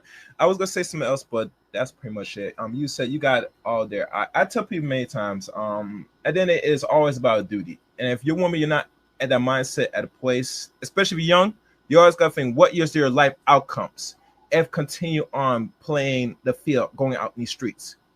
We already know what's the end result. So you better make a decision now, especially if you're over 18. Don't be out here long. There you That's go. why there you go. But thank you, Mr. Shat. Take care. Appreciate you, bro. I want my money. I told you. Where is my money? Benny. Bring me everyone. I need my money. I need my money. What do you mean everyone? The replacement killer. Fathers, they got with women with 2-year-old kids, and it was the norm. And now it's like, you can't make it two, you can't make it 10 years. You only make it 2 with the person you had a child with. And the replies, if they have no problem with the man, it's, oh, he's a good father, but we're not compatible. Mhm. Or it's the polar opposite where, oh, he was a trash guy and lied to me. You know, and that's pretty much like the algorithm for it. And it's bothersome, but I'm happy that Black guys especially have the thought of freedom and how to go about their life, even though they're still trying to maintain the same group of people instead of moving out and venturing out a little bit more and realizing life is different in different places if they work on themselves. And y'all touched a lot of topics, man. Yeah. Yeah, Um, I apologize. No apologies like- needed. No, this has been great. Yeah. You've been terrific. I gotta have you back. We might need I would love to. I would love to talk to you guys. It's been very comforting, not just talking into the abyss and then waiting to get crucified later on. You know, it's nice to hear it in real time, and like some of you guys brought up really good points, and I mean, it just makes it feel more optimistic. I don't know if that makes sense, but Sure. sometimes it feels like, you know, all the conversations that are happening in certain communities, it just seems very divisive. And to see that, hey, no, we want to make it work. But you know, we just have things that we question, and because was not always for the best interest of the Black man, you know. So it's very interesting to hear directly from you guys. Yeah, and like I said, I don't think when you look 30 years back, shoot, in the 90s, early 2000s, but before that, I don't think Black men had the opportunity to think about what's actually in the best interest for them first. Mhm. I think it was just survival, keeping family attached. I have a big family on both sides, and I see how both sides work with the women. And I'm lucky to have, like I said, I had great uncles, I had my grandfather, you know, I got pictures with my great grandfather. And when I talk to brothers, most of them don't have that. And you know, my great uncles, I can go to a family reunion on one side and it's mostly ladies and it's smaller, but the guy side, it's huge. You know, when my great uncles were around and my grandfather was around, it's so huge. And I see how they perform versus how the other side of my family, one side of my family performs. It is totally different. And Can I ask you? Can I jump think- in, brother? Like, have you ever asked yourself why? What was the difference? Like, the difference. Who kept that? Who kept it like that? Like, basically, the patriarchal side versus the matriarchal side of your family. Well, it's not that simple. Like my family is from Mississippi and Alabama. Okay. So it's luck. You know, I could have been shot into another woman and from another guy and it existed in a totally broken family. So it's just luck. They were lucky to actually know how to read. They were actually lucky to, you know, have a decent job at the train or tugboating, or my grandfather raised horses. So he wasn't super. He worked within those people, so it's luck for those people in that generation. Mm. Like I could have been born to another family Yeah. that Okay. didn't have those opportunities. So So you I so don't you I feel don't that I it's don't mostly want to I luck. don't it waking up is luck. You know, what I'm saying is I can say something general like, oh, these guys did this and kept their families together, but when you actually look at it, like I said, my grandfather, he was a manager and he raised horses when he was younger. My uncles, they went to Chicago. They worked for the warehouses and all that kind of stuff. So they were making money during that time. Some of them went to the Marines during Vietnam. Hmm. So the the opportunities that the ones that had opportunities, they did better. The ones that didn't, some of them, my grandfather said two of his brothers I never met, they died at 25. you know, he could have went with them where they went and possibly died at 25. They could have lived four towns over and got genocided by some racists that didn't want them living there. So it's a string of luck for especially for us as black men and our ancestors that made it a little better than others. What's actually crazy is that my great great uncle, my mom, I'm from my family's from Mississippi too, literally, and I did like the DNA test and all like that last year. Found out a lot. Like I have to go to Nigeria when I go to Africa, uh, and but my lineage is in America, all in the South, right? As yours. And what's crazy is my mom grew up during Jim Crow, and she's like she said she witnessed her uncle like bleed to death. You know what I'm saying? Like he bled to death because they would not serve blacks in a Yeah. white hospital, and Yes. and it's so crazy. You know what I'm saying? And I always wonder like why did my mom have like this vitriol disdain for white people? You know what I'm saying? To the point where she's like, "You better not bring no white girl back." Like, like she told me that she's like, "So she didn't care, right? About as long as the girl is black."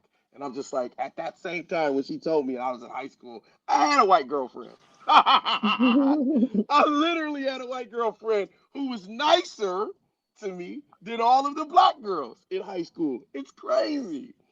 I think in some shape or form it's crazy, but I started off when people have those conversations with me. I started off saying that, I grew up as a military brat. So I technically had more things than my cousins. And I lived in more places. I lived in Hawaii. I lived in Germany. I lived in Spain.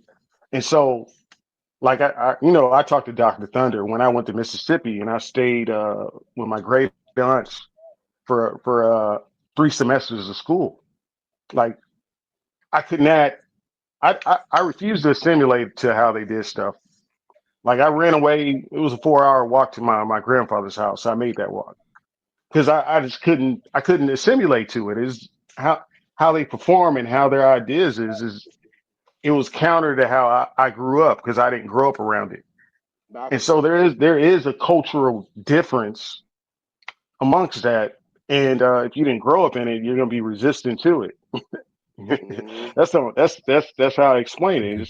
It's like no, All right, so here let's you know. let's try to move. I haven't heard from Chaos Rain yet, so let's have Chaos Rain weigh in, and then we're going to go around the panel once more for some concluding thoughts. I want to be respectful of Chun-Li's time.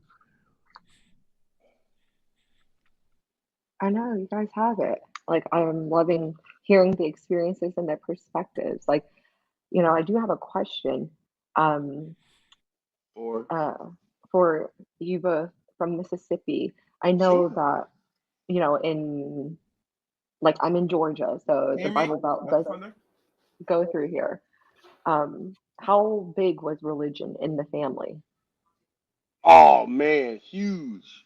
Like like like my grandma literally was she was one of those grandmas 6 days, 5 to 6 days a week in church. Yeah. Oh wow. Like front row, second row. You know what I mean? Like I'm that kid falling asleep in church and she whooping me, right? Come on, let me take you to the bathroom. Let me get you right. Yeah, I had a separation. It was a split for me. My grandfather was Mason, so he had different ideas. But grandmas, they lean towards that, but it's not Yeah. forceful. And then I had some aunties. My godmother, she could never have kids, but we went to church with her always, and it was great. But it wasn't forced down my throat. It was a choice. It seemed on both sides of the family. Okay, so let's That's wonderful. let's try to so we'll have Chaos Rain, My bad, and guys. then we'll have let's see here Hassan. So let's start with Chaos Rain, and then we'll go around the panel and get everybody's final thoughts, and call it a day. Chaos Rain, what say you?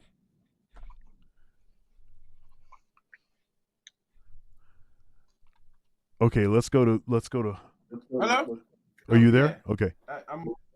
Yes, I'm doing something right now, God's I'm sitting waiting. That's why I just came in. Hello, Miss Chun. You finally made your way over our side of the yard. Yes. Thank you for having me. Yes. My question, because you are I'm not sure what background Asian you are from the tribe.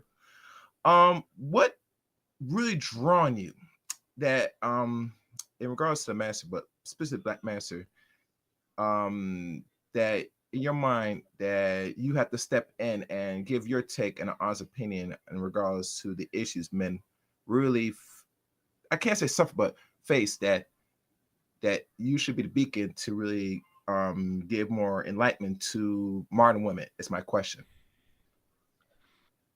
So I think I don't think I'm like, I have like all the answers or anything like that, but I do think that I've been very blessed to have worked with and be friends with and have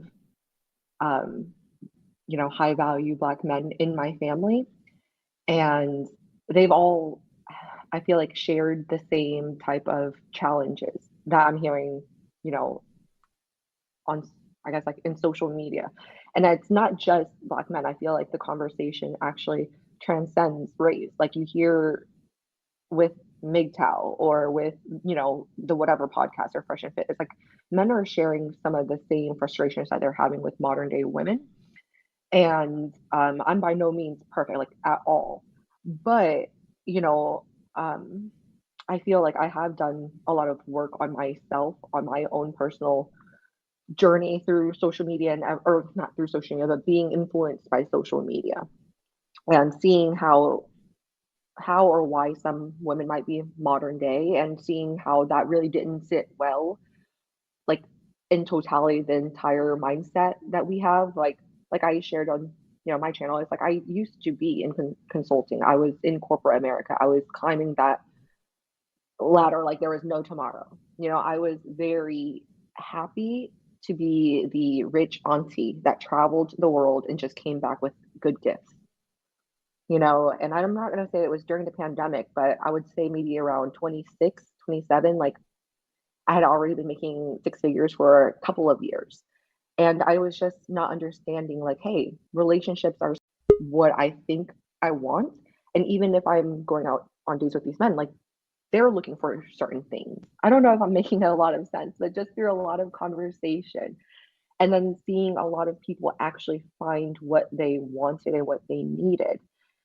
And, I'm just like, let's just have the conversation, because I can learn from you guys and we all can learn from each other. And hopefully like people can meet each other in the process, like, because I do think that we all just have more in common. And I think that not just Black men, but Black culture in America really pioneers a lot of, I don't want to say trend, but a lot of different thought processes.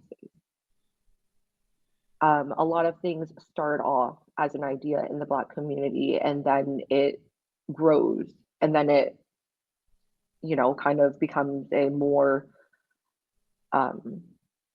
overarching American issue, or Yeah, good canary. thing or bad thing. Right, canary in the coal mine.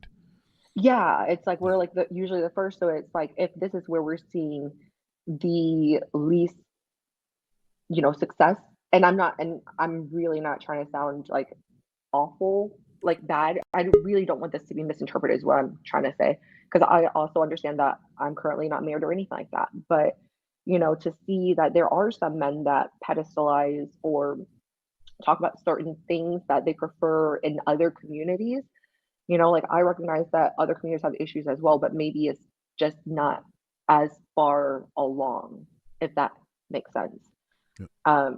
So I'm Vietnamese and Black. There aren't as many Vietnamese people in media, but I can name you 4 or 5. The ones that have made it, they're all going down that modern boss babe, I guess, like trajectory as well. Jeannie Mai, what's that? Mimi Love from Wild and Out with the BBL, Tila Tequila. It's like we have plenty of bad characters as well. But again, it's like you haven't seen it really infiltrate across the entire culture. Whereas like, I've been sharing a lot of Kendra G videos on my channel, and it's because literally on a daily basis, it's so many bad examples to choose from. Does that make sense what I'm trying to say? Yep. Like, I feel like it's going to be just an American issue. It's just an issue with Western women. It's not a Black community specific thing, though we have examples that we can talk about. And because the conversation is being had in these spaces, like I said, like with the Lakeith Network or Kevin Samuels, or there's at least interest in these communities, So I think it's like the most positive that can come out as well. Yeah, that makes sense. And Sorry. that's as well as you could lay it out from your own interpretation. All right. Yeah, I'm so sorry that I'm very confusing. Sorry. No. You're very clear. I don't have any problem understanding what you're saying at any point. Let's see here. Let's get. Is Hassan still in here? Oh, he must have been having an issue with this internet. So what we're gonna do is we're gonna go back around and give everybody a chance to say some final sort of remarks. Terrell, let's start with you. And I'm actually very surprised, Chung Lee, if I said that right, Chung Lee. Yeah. I'm surprised that you're not married. Oh shit! I was like, I'm surprised. Like he invited you on. Like, why are you talking? I'm actually no.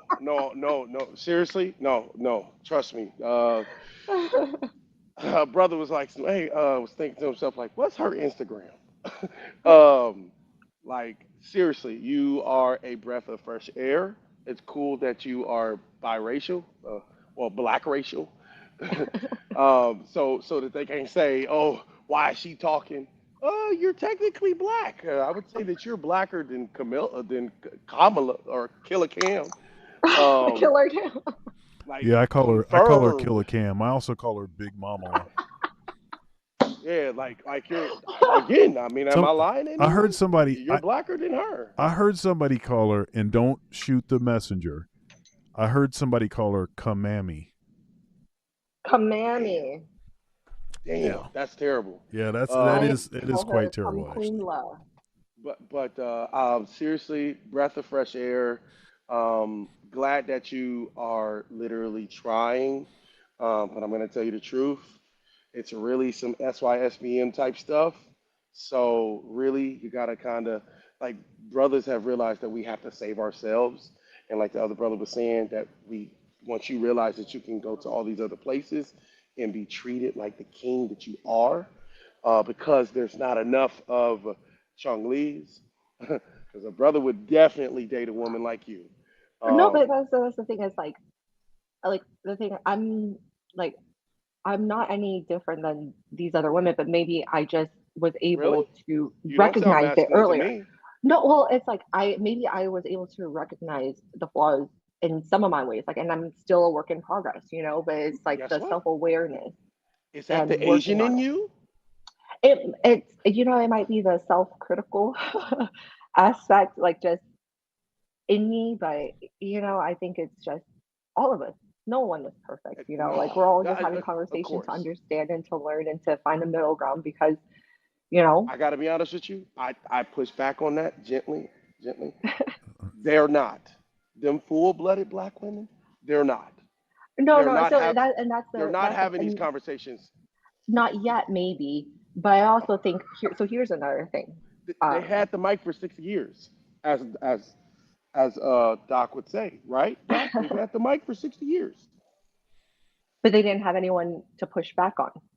It was only a couple of years since Black men or men in general really started to mic up Right.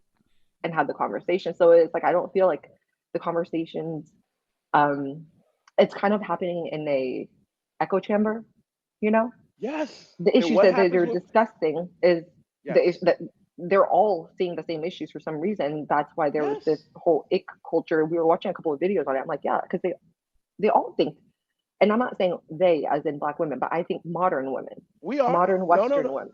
No, you were right on point when you said we are the canary. Yes. Oh, Guess yes, what? yes. We're the Go- first, like as in the leading the yes, guess conversation, what? but at the same time, it's leading everyone else to join Yes. in Guess the what? conversation. So there are plenty of men also that are in the white community that are going into the, well, not SY, but Yes, they are. MGTOW. It's like come to they're Columbia. going. Come to Columbia.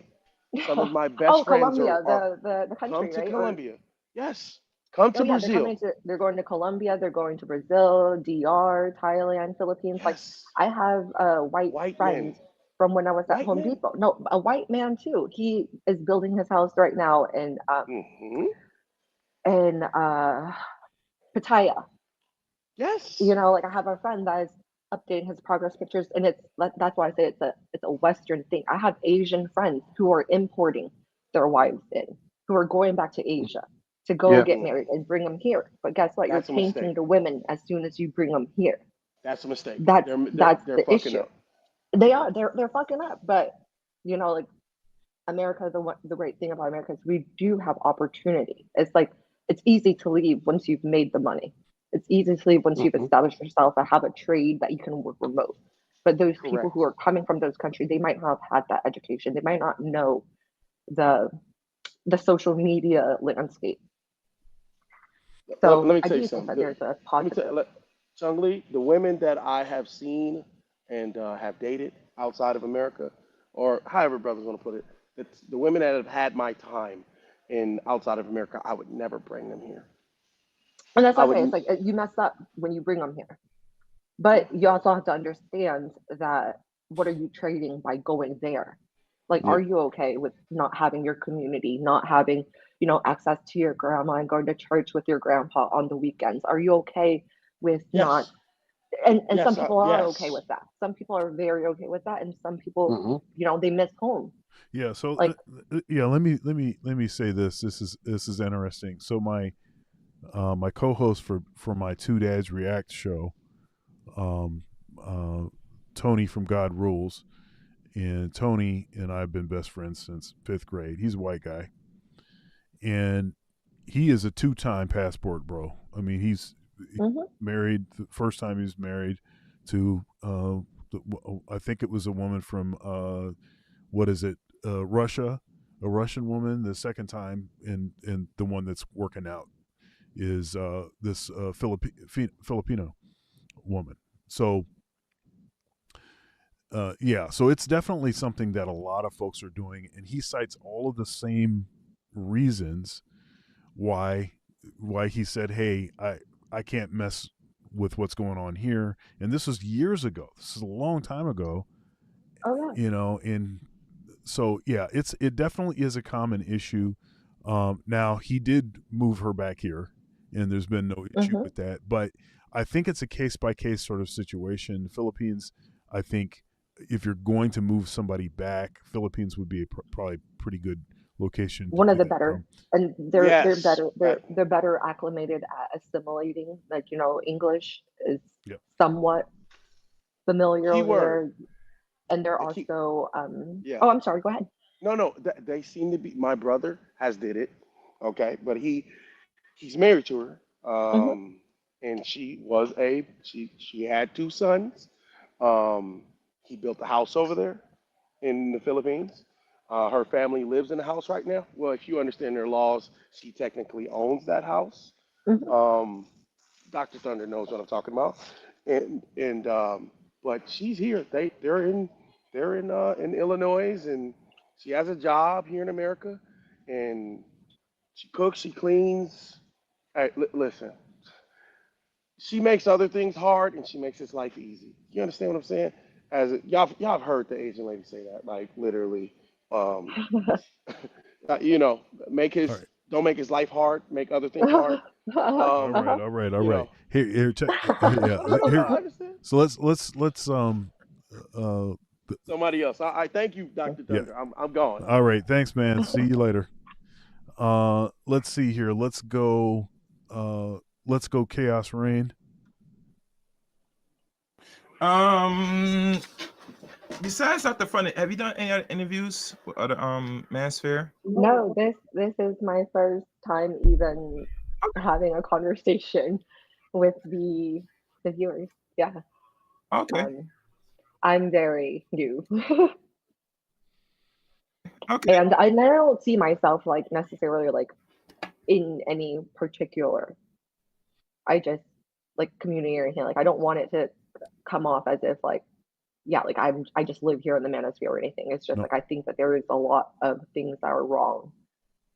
And that just so happens to also fall under, you know, modern dating and stuff. Right. Okay. Hoping people could reach out to Where are you from? I'm sorry. Oh no, I'm here in America. The East I Coast. hear an accent, a slight accent. Yeah, No? yeah. I'm not really going into that right now, but yeah, I'm here in America. So. Okay. Yeah, but I'm hoping people else could reach out to you if possible, you know, for other conversations. Hopefully down the line, Miss Chung. You know what I'm saying? Because this first time, and I did see some of your content here and there, but you know, to me, I find it when it's real when you have the conversation with actual men in real time. Oh, for sure. It's like there's so much that I'm learning. Now you are, you're stepping out of the shadows. That's where I think at right now. If you're not having the conversation with men, it's good giving you perspective, but people won't think when it's really serious when you have the conversation with just, you know, not us black men, but just in general. Yeah. Yeah. Okay. Remember, iron sharpens iron at the end. Absolutely. All right. So hope to have you, have conversation in the future and maybe at a podcast. Thank you. All right. See you later, man. No, I appreciate that. Yeah. All right. The replacement killer. So I mean, I get that, but it's like I've not seen that. Like where I'm from, really, the black women I know are very pro-black. They can't even imagine being with a non-black man, period, right? And where I'm from is I grew up in a segregated town in the Midwest. So if anything, it was deference due to the laws, but just deference because they saw white men as better than the black man. That is nothing that I've ever experienced. Even myself, I've never engaged that way. If anything, the way that I feel about black men, I probably would give them a little more leadway, a little more understanding and compassion and empathy than I would, because like if with black men not making it, I'm like, okay, I get that, understand that. But a poor white man, I will never get and understand that. I will never understand poverty amongst white people because you've had it so much easier, so much better. You've had a head start in this country. There was nothing keeping from success other than yourself. Gotcha. So I just never seen what you guys talking about. So I can't speak to that element. Very good. Let me make an announcement right here. Can we get 10 brothers to put it on the wood over on Cash App $ Obsidian Radio, $5 or more? Can we get 10 brothers to put it on the wood over on Cash App $ Obsidian Radio? You can put in any message that you want. Can we get 10 brothers? We got almost 400 people watching. Can we just get 10 brothers to put it on the wood over on Cash App? Let me go to these super chats. Y'all keep those super chats rolling in. The Quiet Storm in the building with the $10 super chat writes, Miss Minnie has no excuse today. Brothers have voiced their displeasure for weaves and wigs in real time? I will ask her this question in part 2 of the interview with the kosher clinician. Appreciate you, brother. Thank you so much for that. Library card holder in the building with the $5 super chat writes, why do black women consistently do things that black men loudly say they consistently don't like? This is kind of like a follow-up to what the brother previously said, the quiet storm. Miss Minnie Alexander, your response? Well, because we simply just do not listen.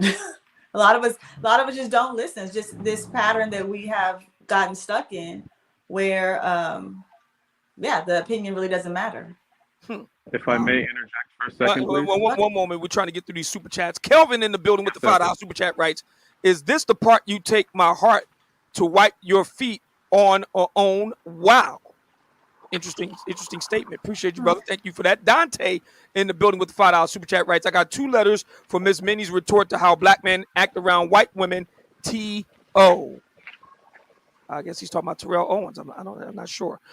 Abe is great in the building. Comes through with a $2 super chat. I'd buy that for $1. He writes, black women lined up for the Sperminator. Are you aware of the Sperminator, Miss? What in the world is that? Okay, never heard of that. Very good. Moving right along. Andre of Love Crossing Borders in the building comes through with a $10 super chat. Appreciate you, brother. He writes, white worship is the largest religion in America, with black women heading the congregation of white praises, but expect the universe from black men because she doesn't notice it. Does this mean black men are wrong? I think he's speaking to Miss Letitia Underwood. Dante in the building with the $10 super chat writes, I have to disagree with Miss Underwood. There are plenty of black women on the internet who have outright told black men, there's certain things they put black men through that they won't try with white men. Even Dr. Umar Johnson said it. He said it in the interview with the Daily Wrap-Up crew that black women know that they cannot talk to brothers from Africa the same way that they talk to brothers from over here because they'll get the Wakanda treatment.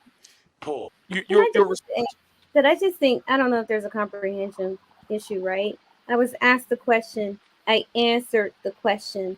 I cannot speak to what I have not personally witnessed. That doesn't mean I'm saying it doesn't happen.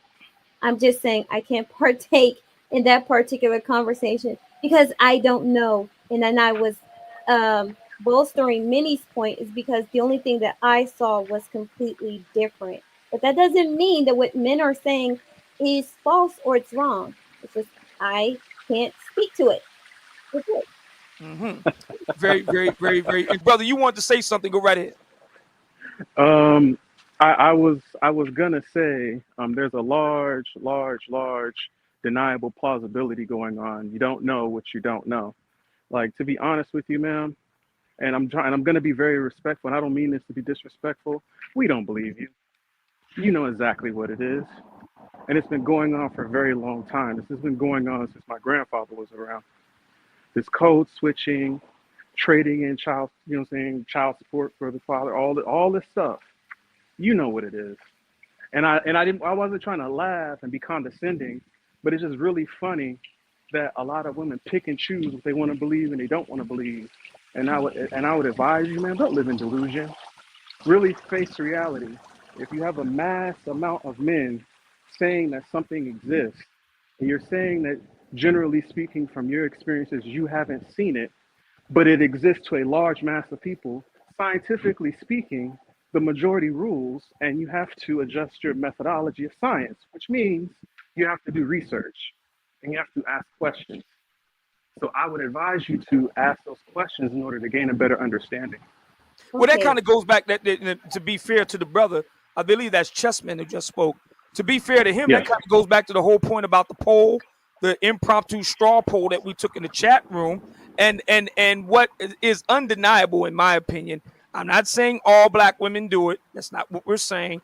But it's undeniable that there are some black women who act differently among and around white men than they do black men, irrespective of how much those black men have achieved, have done, have shown up, have presented themselves.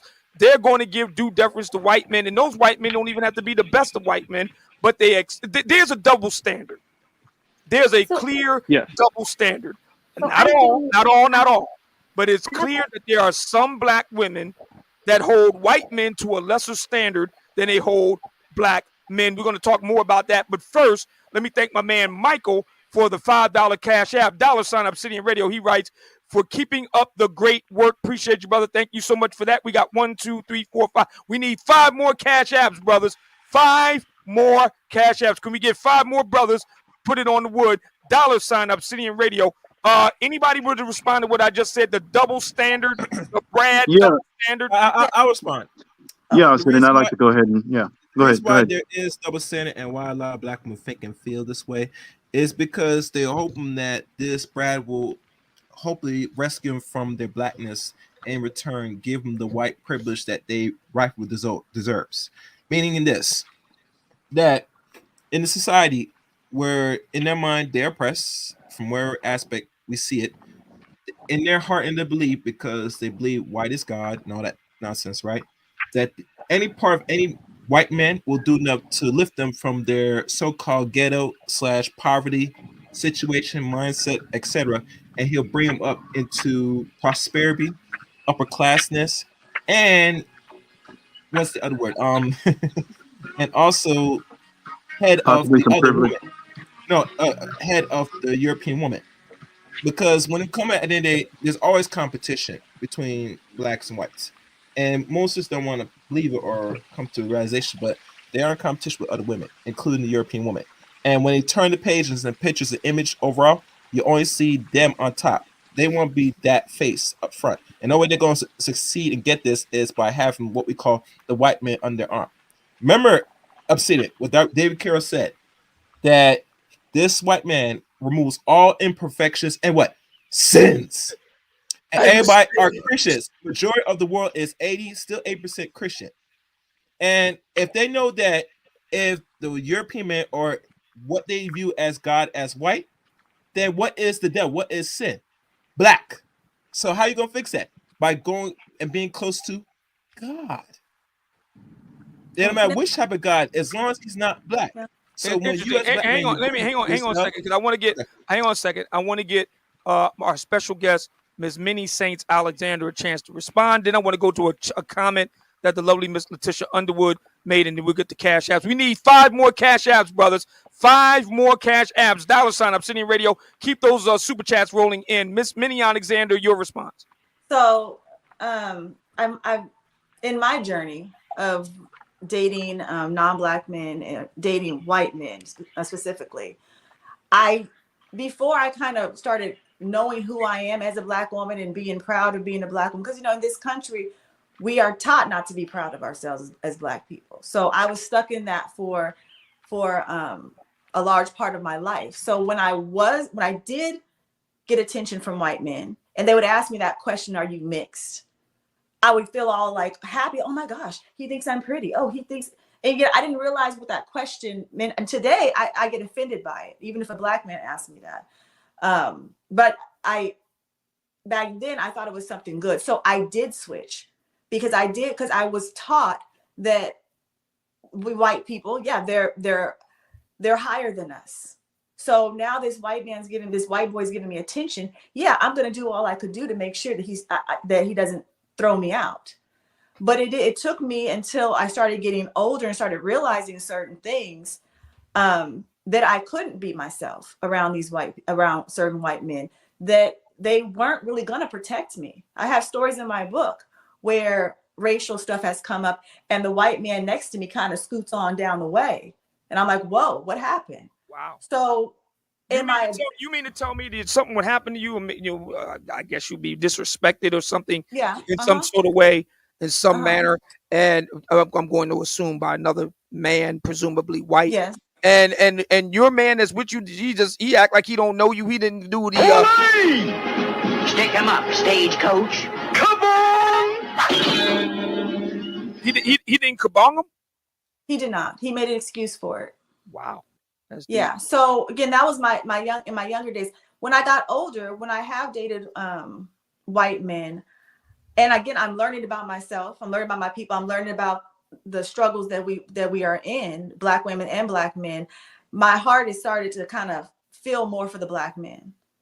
And dating the white man, I started being myself more. And I had a story of I was dating this one white man and I was being myself. You know, we had a few drinks. It was a party at his home.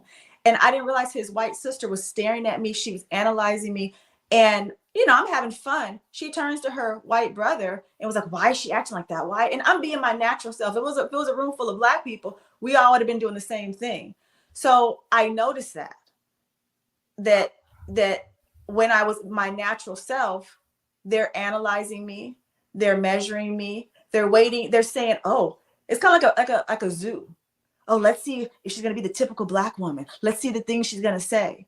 So, like I said before, for me, it's more comfortable being around a Black man because I can be myself. Right. I can, you know, say the words and use the tones, and he understands that. He understands that. But the majority, yes, you have to conform to his white world, especially with his white family, because they are analyzing that Black woman, everything, how she walks, how she talks, how her hair is. Wow, that's deep. Now, Miss Letitia says something here that I'm pretty sure everybody just, and I'm going to open up the phone to anybody or the floor to anybody, do some popcorn on this. I'm just asking everybody, gentlemen, you know where we at. So let's be nice to our ladies, particularly our guests, the lovely Miss Letitia Underwood. We know where we at here. Miss Letitia Underwood writes this: the hypocrisy of the men. They applaud Black men dating out, but are triggered when Black women are doing the same. Shake my head. Miss Minnie Alexander, you write something very similar in your book. Yeah. Very similar. So I want to let you and Miss Letitia kind of flesh that out and then hand it over to the brothers. Brothers, we're going to do popcorn style, but you know how we do here. Let's remember our training in the dojo. Miss Letitia, I want to give you a chance to flesh it out. Miss Minnie, you can come after her, and then we'll put it to the brothers. Well, I'm reading in the chat, and I'm just reading all the disrespectful comments. The bed wenches, being called a bed wench, being called a liar, a hypocrite, things of that nature. And I'm just wondering, like, is this because I've said that I've dated white guys, or and yet this is all the Black manosphere is all about applauding men passport bros.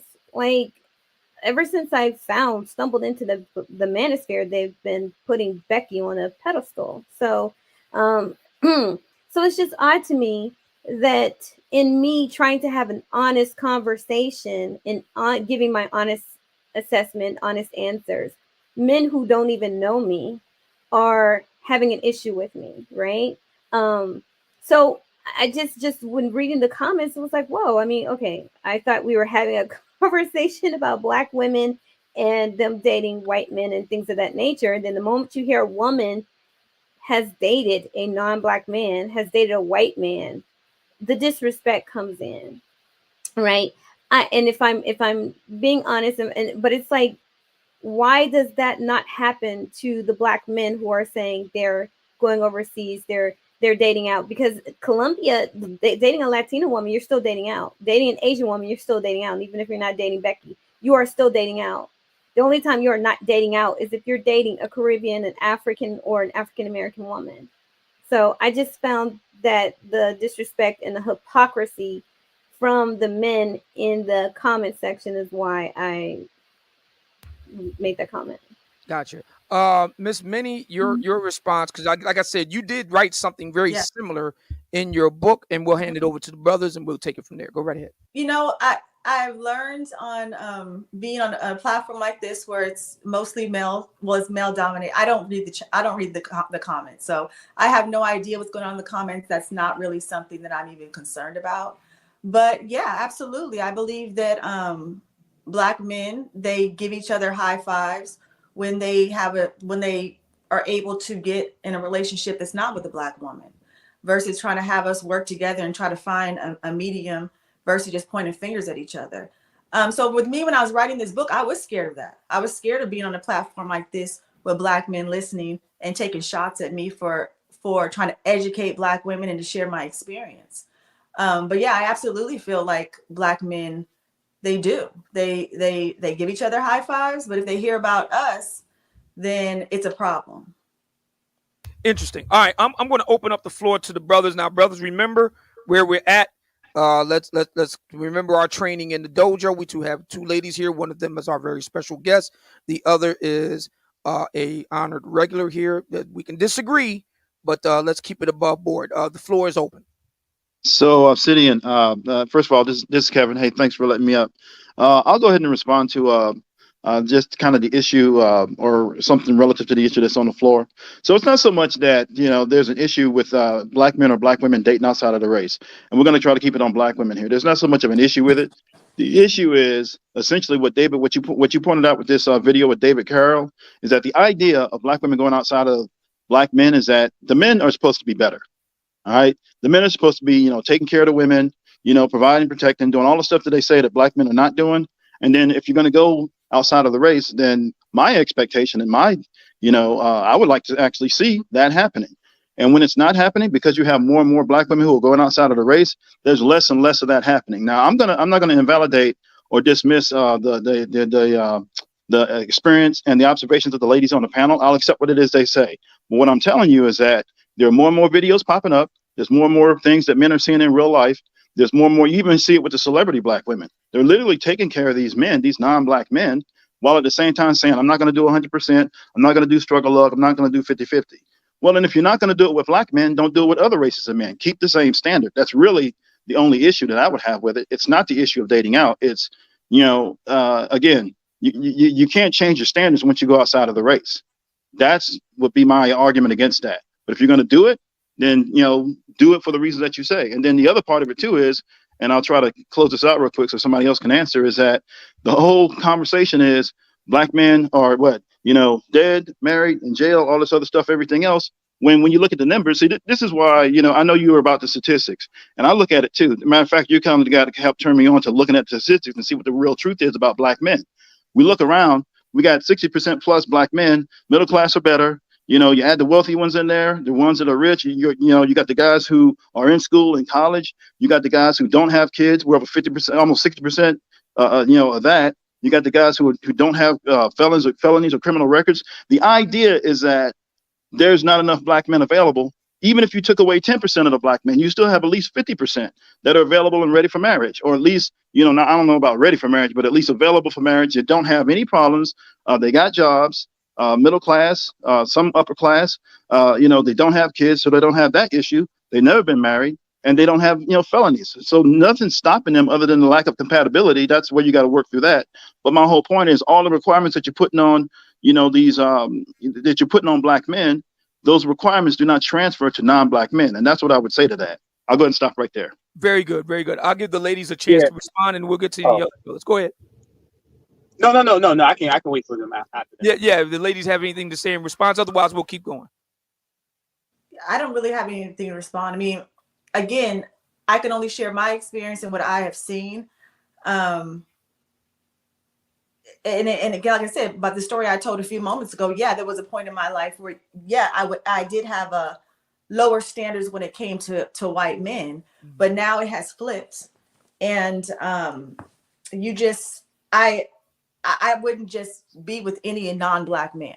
They have to. So you do admit to having a kind of double standard in the past. Oh yeah, I have. Now it's like even calling somebody a king, I can't call a white man a king, but I can have a black man next to me. I'm like, yeah, you're my king. Right. So for me, it's like I've do black women who swear actually use that language? King. Yeah. Wow. I've heard it. Wow. And it's like I just more I feel like the black man needs more tenderness than a white man does. He needs more understanding and patience than a white man does, to get him to his next step. So, go ahead. Wow. I'm done. Demetrius, you wanted to jump in here. Go right ahead, brother. Can we have distinction for who's speaking? Because I think the men are confused. This is Miss Letitia Underwood speaking right now. So what we'll do when the ladies, if you wouldn't mind, before you speak, could you identify yourself so that way if there's no confusion? I would really appreciate that. By the way, if there are any other ladies that want to jump in, if there are any other brothers that want to jump in, the link is in the chat room. My man Demetrius, you want to jump in? Go right ahead. Yeah, so the brother that just spoke, I mean, he literally took the words right out of my mouth. That was Kev C. That was Kev C. You said Kev C? Yeah, that was Kev. I said that, yeah. Okay, yeah. So the brother took the words right out of my mouth. What I can add is that the whole notion that black women and that's kind of my issue because I have no issue with interracial dating. I don't agree with it. However, I don't have an issue when I see the finest black woman with a white guy. I have zero issue with it. I understand the frustrations that black women have with black men, as well as the frustrations that black men have with black women. Nevertheless, as I see it in major cities, because I live in Washington, D.C., black women have a lot of education, double masters, double bachelors, PhDs, et cetera, which puts them in a position where they're making a lot of money, even more than the white guys that they're dating. I know several black women personally that are married to white guys, and they make more money than white guys. So this whole notion, like the brother said earlier, that they're getting these top guys, these top white guys, and they're paying all the bills. That's not true. I met a black girl one time, and she told me that she had to pay her white husband alimony because she had a bunch of properties, and she didn't want to give him any of her property, so she just agreed to pay this white man alimony. He had a job at one of the major universities in D.C. She let him quit his job so to start a nonprofit. So this whole notion that black women don't, in my opinion, I don't know for a fact, but as far as my observation, don't have access to the top white men in large numbers. Like they're having access to the average white guys, just like black men have access to average white women. You even see it with the millionaire. You even see it with the millionaire. You even see it with the millionaire black guys having access to average looking women. We always clown them. Well, you know what? I ain't gonna hold you. You know what, Demetrius? I ain't gonna hold you, man. I'm telling you right now. If I get a white woman, she's got to be the same standard. She's got to be an Amazon. She got to have a big ass. She got to have big legs. She got to have long natural. Now, of course, she's not going to have the same kind of hair that Miss Brown Sugar would have, but she would have to have long hair. I am not getting with no short, squat, blue-haired, crew-cut looking broad. I'm not doing that. Exactly. But brothers do it even with millions. And the same thing apply with the sisters. And I'm not saying across the board. And I'm not saying no brothers can get the white girl that was in Focus with Will Smith. You know, she's I would say a nice looking white woman, but that's not the average looking white woman because white women on average are unattractive, to be quite honest. That's what I'm trying to tell you. She would have to meet the same. She would have to meet the same standard. Right. She'd have to go to the same type of top 10 school. She would have all of that. She would have to meet the same standard. And I'll say this too to where I observed this. I was at Maryland University's graduation one time, and as they got into the master's and the PhD programs, it wasn't white. It got darker, and I was like, damn, white folks, after their bachelors, that's it for them. But you'll see us go on and get our masters and our PhDs. And when you're living in major cities, you have access to federal government jobs and things like that. The different corporations will put you in a position where you can make a lot of money and utilize your degree. The sisters are doing that. They're marrying these white guys. These white guys are not banking like talking about it. And I ended with this. I was at a rooftop party, and it was a wedding party coming in, and I seen the groomsmen. And because we was all waiting to get on the elevator, I was going to the rooftop. They was going to their room, and I kind of just jokingly said, I said, did you get her to sign a prenup? And he said, man, she's the one with all the money. I said, oh, okay. So, all white guys ain't rich. I mean, I didn't say that to him, but just in my mind, jokingly, I was thinking, yeah, all white guys they going for the bag too. So that's it.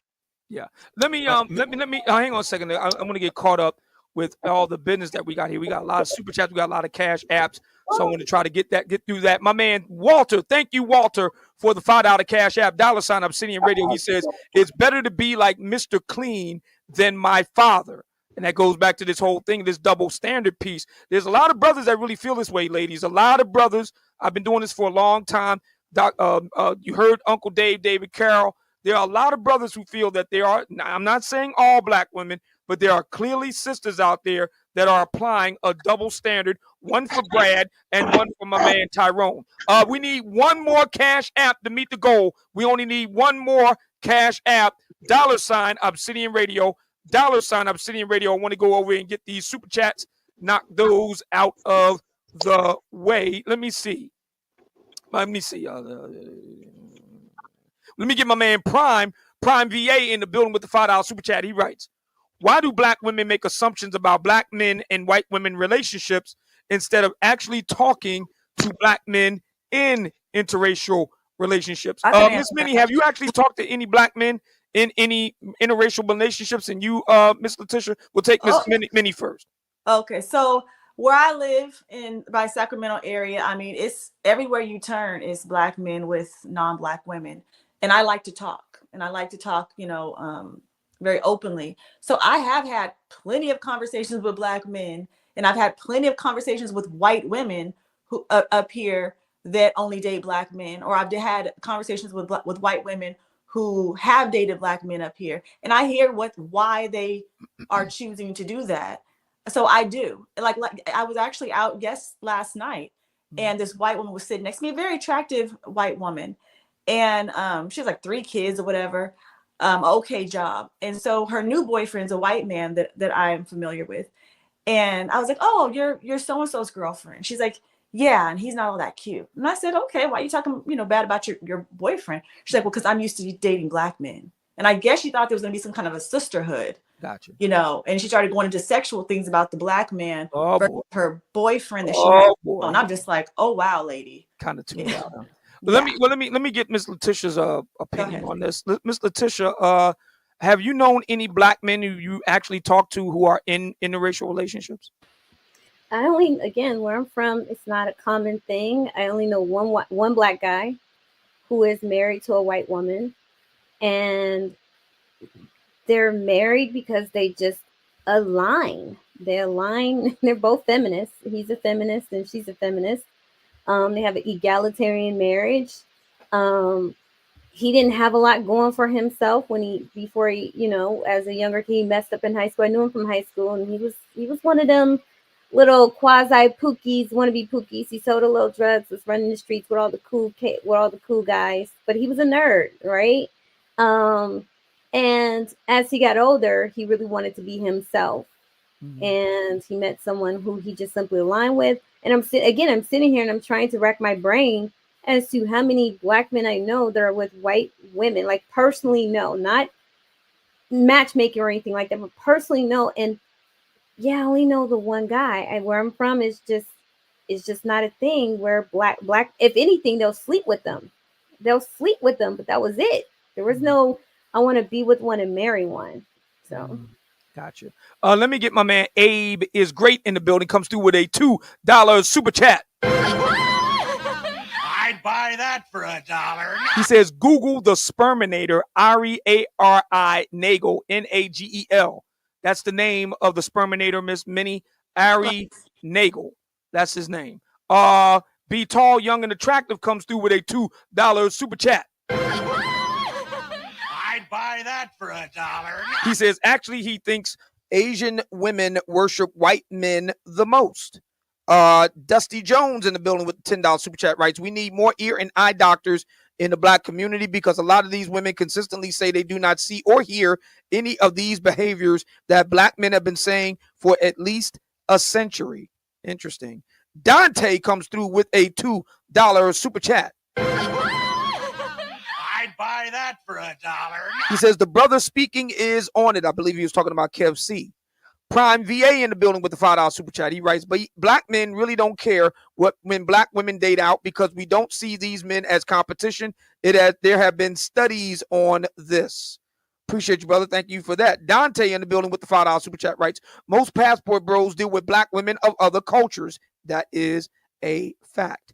Appreciate you, brother. Thank you for that. Black Merlin in the building with the $5 super chat writes, black women have always been available to white men, especially sexually, since slavery and segregation. Strom Thurmond, who you mentioned in your book, Minnie, is a example of this. The dating part in public is relatively new. What do you say about that? Who is the question for?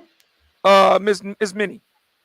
I'm sorry, my phone was my phone was acting up. Can you repeat that, please? Yes, the Black Merlin says Black women have always been available to white men, especially sexually, since slavery and segregation.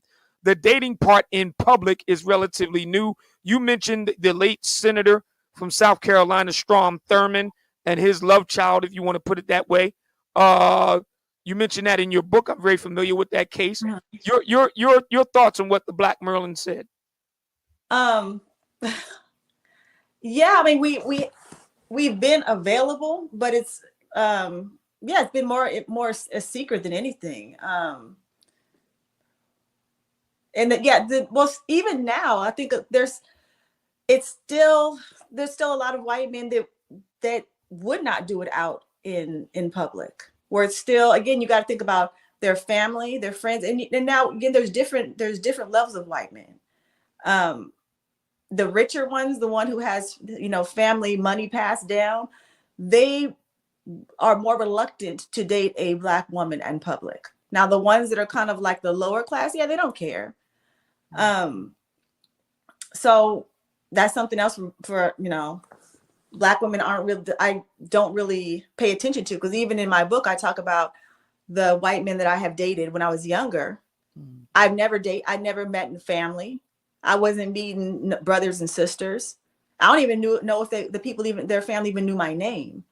Out of dating and non-Black men, I've only met two groups of men family. All the rest of them, no. And that's something I didn't even notice. Interesting. Let me get John Report 215 in the building with the $2 super chat. I'd buy that for $1. He says the swirl movement has a 10-year head start on the Passport Brothers. Appreciate you, brother. Thank you so much for that. Abe is great in the building with the $5 super chat. Writes, Black men care about price discrimination. That is what we take objection to. Black women require more from brothers and take bare minimum from white men. See, there's more evidence of what I'm talking about right there. The Art of Will in the building with $10 super chat writes, can't speak on Black men, but I learned that Latina women are like chili peppers. They're both hot. They'll make you sweat. And if you're not careful, you'll have a huge sore on your egg. Juicy. Okay. The Art of Will comes back through with another $2 super chat. I'd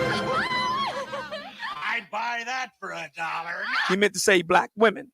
Prime VA in the building with the $5 super chat writes, I asked that because the assumption is always negative when there are plenty of non-Black women in successful relationships with Black men, especially here in Hawaii. I think he's talking about Asians and Polynesian ladies. Big Sauce in the building with the $5 super chat writes, it's not interracial dating, it's the white man's ice is colder. Dante in the building with the $5 super chat writes, settle down, fellas. I actually like Miss Underwood. She has a very feminine disposition. There you go. Let me go to Dusty Jones. Dusty, you're on the air. I'm Obsidian Radio. Go right ahead. I'm sorry. Go right ahead. You're on the air. I apologize. So I had to on mute. Go right ahead. You're on the air. Miss Letitia, it's not that I have a problem with what you're saying. It's more of a, we constantly hear this. I don't hear this. I don't see this. And you see these phenomena going on all around you. And then Black women will consistently say what they don't see and hear, yet everything else suggests otherwise. So that's part of the reason why a lot of men are, well, I don't want to say attacking you in the chat, but that's why they're saying this, because you're just consistently saying these things that what you don't see and you don't want to speak on these things, but it's a social phenomenon that Black men have consistently experienced probably since middle school. And I constantly revert back to this when I'm speaking on historical context.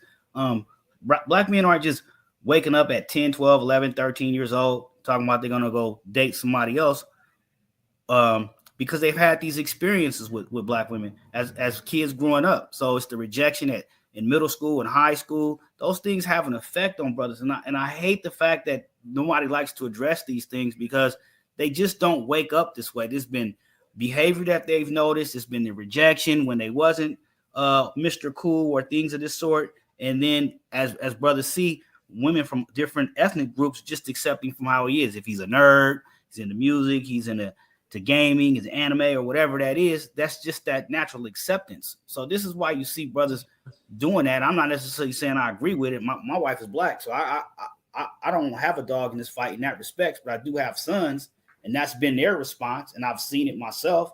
The woman that you like at 12, 13, 14 years old, then you see her older, she want to get back with you after she's been ran through.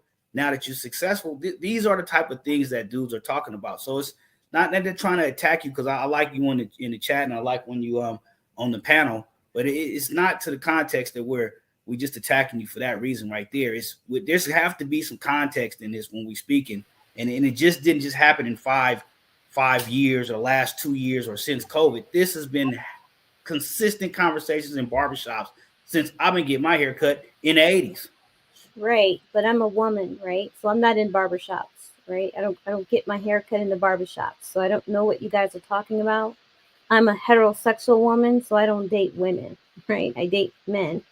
So my perspective is going to be my perspective. My reality is my reality. So if I say, or if a woman says, well, that is not something that I personally experienced, so I can't speak on it, then to get upset or get frustrated because she's not. So I'm not saying that I don't get it. I'm not saying that I don't understand it. I just, for one, like to be very accurate. Two, I don't like speaking on things that I'm not familiar with. So I'm not familiar with the dating practice of Black men and white women. And I don't know many Black women who date Black men. Most of the people I know, 99.99% of the people I know prefer to date Black. This is a new phenomenon to me, hearing Black people talk about interracial dating, because I grew up, it was taboo. It was not something you knew not to bring someone who wasn't Black home, although I guess I was a rebel because I brought my first white boyfriend home in high school. And I got a lot of flack about it. The only person I didn't get any flack from was my mother, because my mother just wanted me to be, she knew I was different. My mother knew I was, she knew I was different, and she understood that. So she didn't have a problem with it. But my father had a problem with it. My uncles on both sides had a problem with it. My cousins, male and female, had a problem with it. So that was my reality, even as an adult. And I went on to be married to a Black man. And even after my divorce, was engaged to a white man. And hearing people have a problem with interracial dating. So this is new to me, to hear people talk about wanting to date out, or this plethora of Black people, especially Black women, who desire to date out. For me, this is something that I've only come across on social media, online, on YouTube. That is not a reality that I experienced. Now, just because I'm saying that's not a reality that I experienced doesn't negate what you're saying. It's just saying I can't relate, I can't speak on it because I don't see it. It's not something that I'm familiar with. Gotcha. Let me get my man Brian. Thank you, Brian, for the Cash App $ Obsidian Radio. He says we're putting it on the wood. Appreciate you, brother. We did meet the goal. Can we get a few more extra Cash Apps in here? $ Obsidian Radio. I want to switch gears a bit here, because in the book, Minnie Alexander, your book, The White Man's Whore, you write about the Black struggle. Okay. And you talk at length about it. Why do you think the Black struggle? What? And I notice, now to be fair, I do hear a couple Hotep brothers talking about this, but I notice a lot of Black women talk about the struggle or the Black struggle. Why do so many Black women talk about the struggle in relationships? Why is that theme so important? The Black struggle, or the struggle, it sounds like work to me. It doesn't. Where's the fun in that? So again, you're making me the spokesperson for every Black woman. Thank you. But so talking about, again, we were talking about Black struggle when it comes to my book. In that section, it was basically relating some things that Black men and Black women have in common that a non-Black person would not have in common. Like, so in my book, that's why it's there. So now if you're talking about in relationships, why Black women talk about the Black struggle, I can't answer that, because some of the relationships that I have with Black men, we both talk about it. We both come home after the day's work and talk about what struggle we went through. You talk about the Black struggle? Yeah, when I'm dating a Black man. Wow. When I'm because dating, when I'm with a Black woman, the last thing I want to talk about is some struggle. Okay, well, again, it might be and I'm not just coming like, let's talk about a Black struggle. It's just stuff that has happened.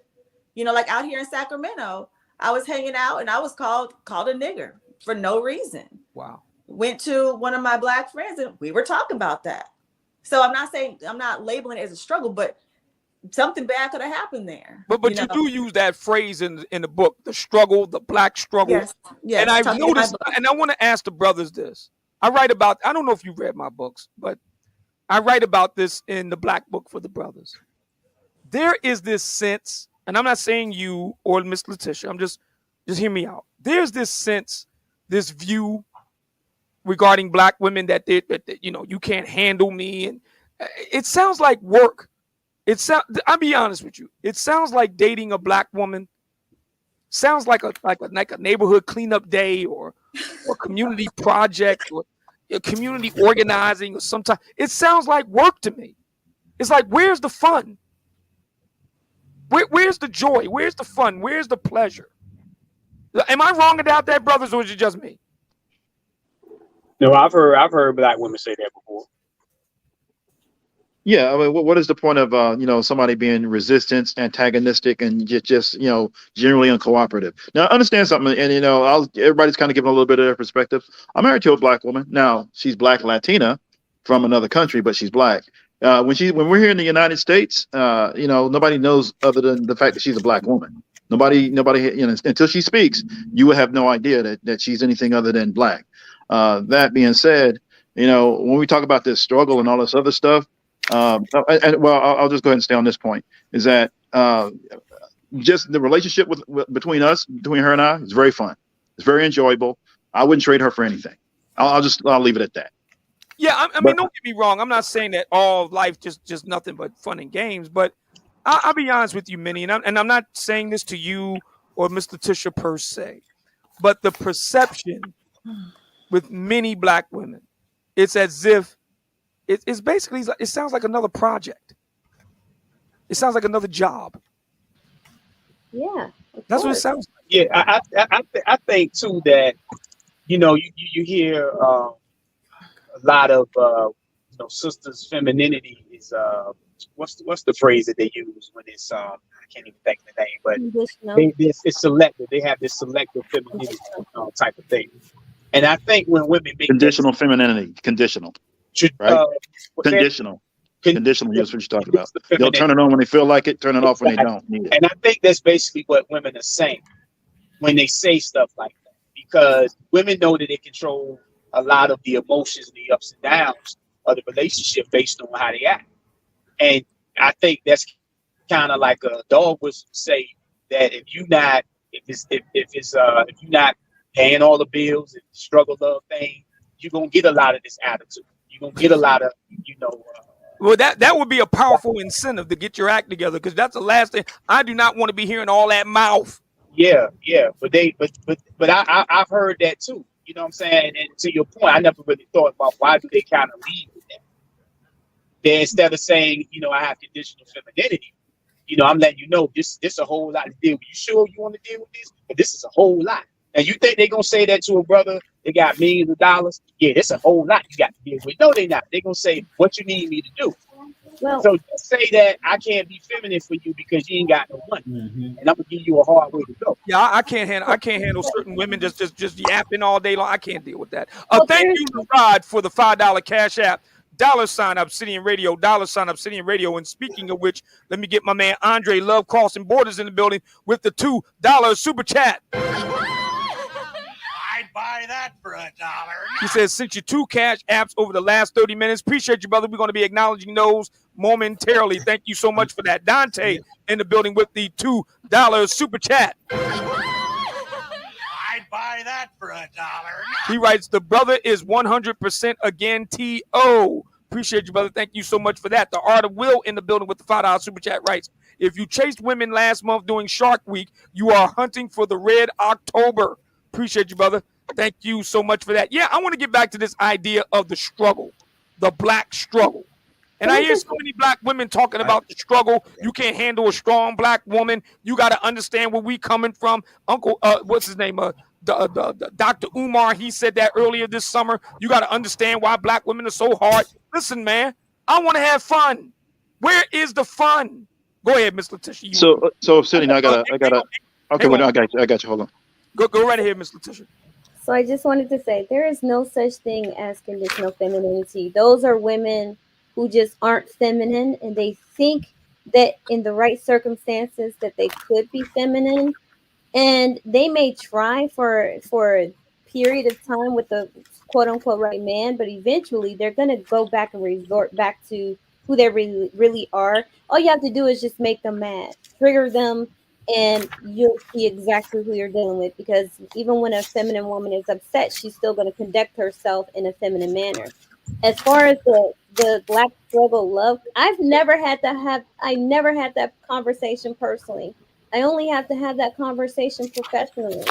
I don't have to have that conversation personally, because I've never dated men who come from the lower socioeconomic classes. You either had to come from the middle class and up, and it didn't matter your race. And that's why I teach women that when you're dealing with what you're dealing with, and you're having to have these conversations, and you're getting triggered, and you're having to make these lists about Olive Garden and Red Lobster and how men aren't menning anymore. They don't want to open doors. You're dealing with men who just wasn't raised to do any of that. Most people in the lower socioeconomic classes are just there to survive. They're getting it out the mud, paycheck to paycheck. So they're not focusing on the intricacies and the semantics of relationships, of dating dynamics. So, but when you're dealing with someone who has seen mom and dad together, they're married, or they're in a relationship, and you've seen how your mother relates to your father relates to your mother, how they still court each other within a marriage, you're going to emulate that. And because marriages are higher amongst the higher socioeconomic classes, the middle class and up, you're going to see less conversations about struggle love and struggle dynamics at that level than at the lower level. So it's like these conversations are coming from people who are either still in poverty, or they grew up in poverty, or they grew up, just trying to survive, just trying to make it day to day. Gotcha. Well, hang on, one at a time. Kevin C wanted to respond, and then we'll get to other brothers. And I got another question for Miss Minnie. Go right ahead, Kevin. You want to say something? It's real simple, and I think the last lady just spoke to it a bit eloquently. I'll just say this. When they're talking about struggle love, basically all it looks like to me is they're just picking the wrong dudes. There's good struggle and there's bad struggle. If you pick the wrong dude, yeah, you're going to struggle in a bad way. If you pick the right guy, like I think it was Miss Letitia was just explaining, then you know what? There's going to be some level of struggle, but you're starting off at a pretty good pace with a good guy who's going to do all the right things and actually lead you in the right direction, and you're going to move forward. That's what I call good struggle. And I'll leave it at that. Thanks. Very good. Go ahead. I want to keep it short. I gotta jump down. I might have to email you how you could restructure StreamYard in regards to where we are in the panel, because when people looking at it, they can't see who's talking once they go lower into left hand corner. So I'll just draw a picture, email you how to structure this properly, so everybody can see by much. Because StreamYard restructure how people are positioned in the panels, and I'm not sure if you noticed that. No, so I have to probably show you a picture. I'll show you a picture and where to adjust it, and if you need me to come up. Put the icons, stab it. All right, is that cool? Yeah, good. That's fine. Let me go to Robert. Thank you, Robert, for the $10 Cash App $ Obsidian Radio. I want to ask Minnie another question. What are your views on the Black gender war?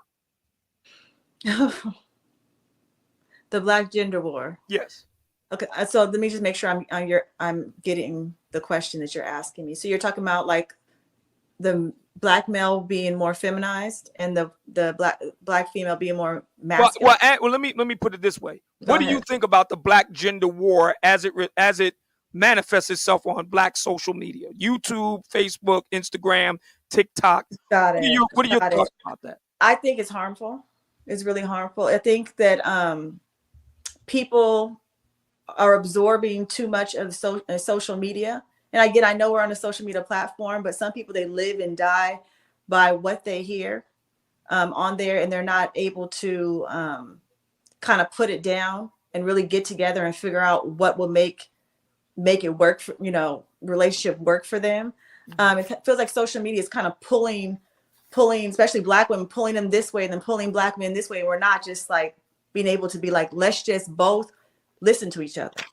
Let's just, but we're like getting like chatter in our ear. Well, it should be this way, it should be that way, versus just being like, listen, let's just come to the middle. Let's talk about it. And let's stop, like you said, the key word was a war. It feels like it's a war that we're in. And it's not helping. It's not getting any better unless we can have conversations like this.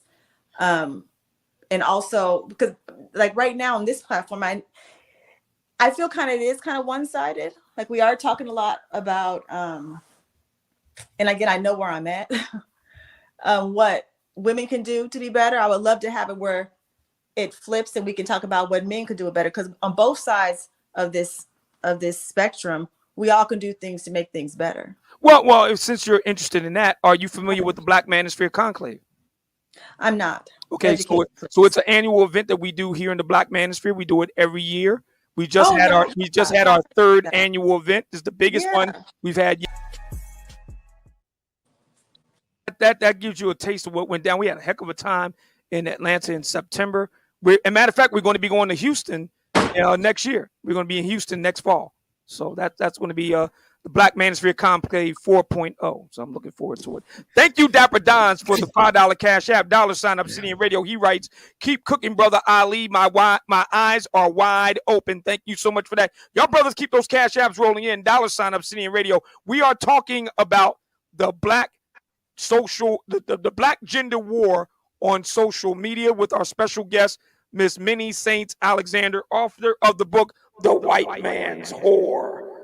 What and you think that it's pretty horrible? You would like to see more black men kind of talking about things they can do better. There's the Black Manosphere Conclave. Anybody else have any thoughts on that? Hang on a second. Miss Minnie wants to say something. Go ahead. Real quick. And it's not just because, again, if you guys are talking amongst yourselves and us women aren't hearing it and we're not accepting to hear it, then it's really just a whole bunch of men like kind of in the barbershop where you guys are talking to each other. I'm talking about really where the women who are willing to open their ears and really listen, it's not about an argument. I feel like conversations like that would help us, and vice versa, where you guys can sit and listen to us talk, where it's not an argument. We can come together in the middle. Go ahead.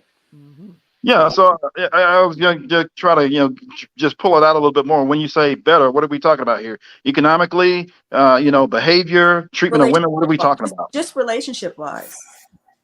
Because right now it feels like there is a war on social media between black men and black women. Absolutely. And it's bleeding out into our real lives.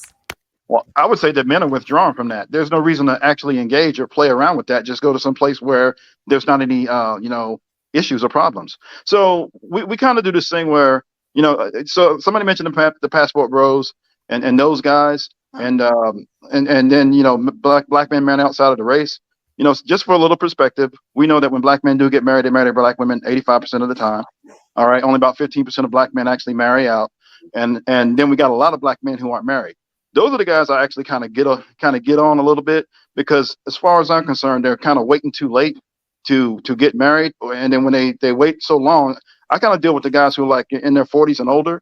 And what I'm finding out is if they'd have probably got married earlier and maybe, went someplace either to another country or to another race, they probably ought to be married with families and stuff like that. But that's not what's really happening. Those guys are just withdrawing. There's not going to be a fight. There's not going to be a war. If there's a war at all, I would say the women are losing. And we know that women are losing because they're sitting here talking about how they're, not protected. They don't have provisioning. Nobody's caring about them. They're neglected. We got 70% plus black women in the United States who are unmarried. So that means they're uncovered. And essentially, why would we be worried about single women and what they got going on? They don't have to answer. They're not answering to any husband. They don't answer to, if they're not answering to a family member or anything, then those women are not essentially our concern. Men are only going to deal with women who are cooperative and actually want to be with them and actually build a life with them. That's it. There is no war. The problem Right? is that you have a group of women who are focused on a minority of Black men, because over 60% of Black men are in the middle class and up.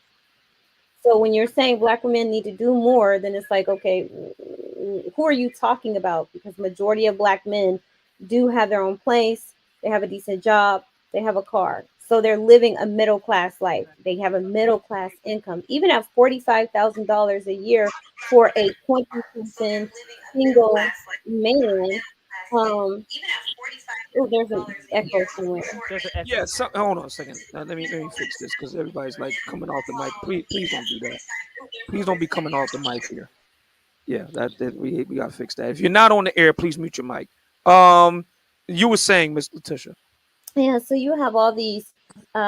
When I hear women talking about men need to do better, my pushback to them is, why don't you just qualify for the majority of men who are doing better? Why are you stuck and focused on the men who aren't? Like, those men are. Why do you think that is? Why do you think those women are? Because I agree with you when we have these conversations. Minnie's point notwithstanding, because I'm going to give Minnie a pass because she, number one, is the guest of honor here, and number two, she's kind of like not in the loop. So I'm going to give her a pass. But other ladies who have been in and around the space for years, Clubhouse here on YouTube, Facebook, TikTok, you get the idea. Why do you think they spend so much? They used to call Kevin with that. That was the whole thing with Miss Average at Best. You call him, talking about, well, can't you get these guys? He said, I don't know these people, madam. I only deal with men of a certain type. I don't deal with these other men.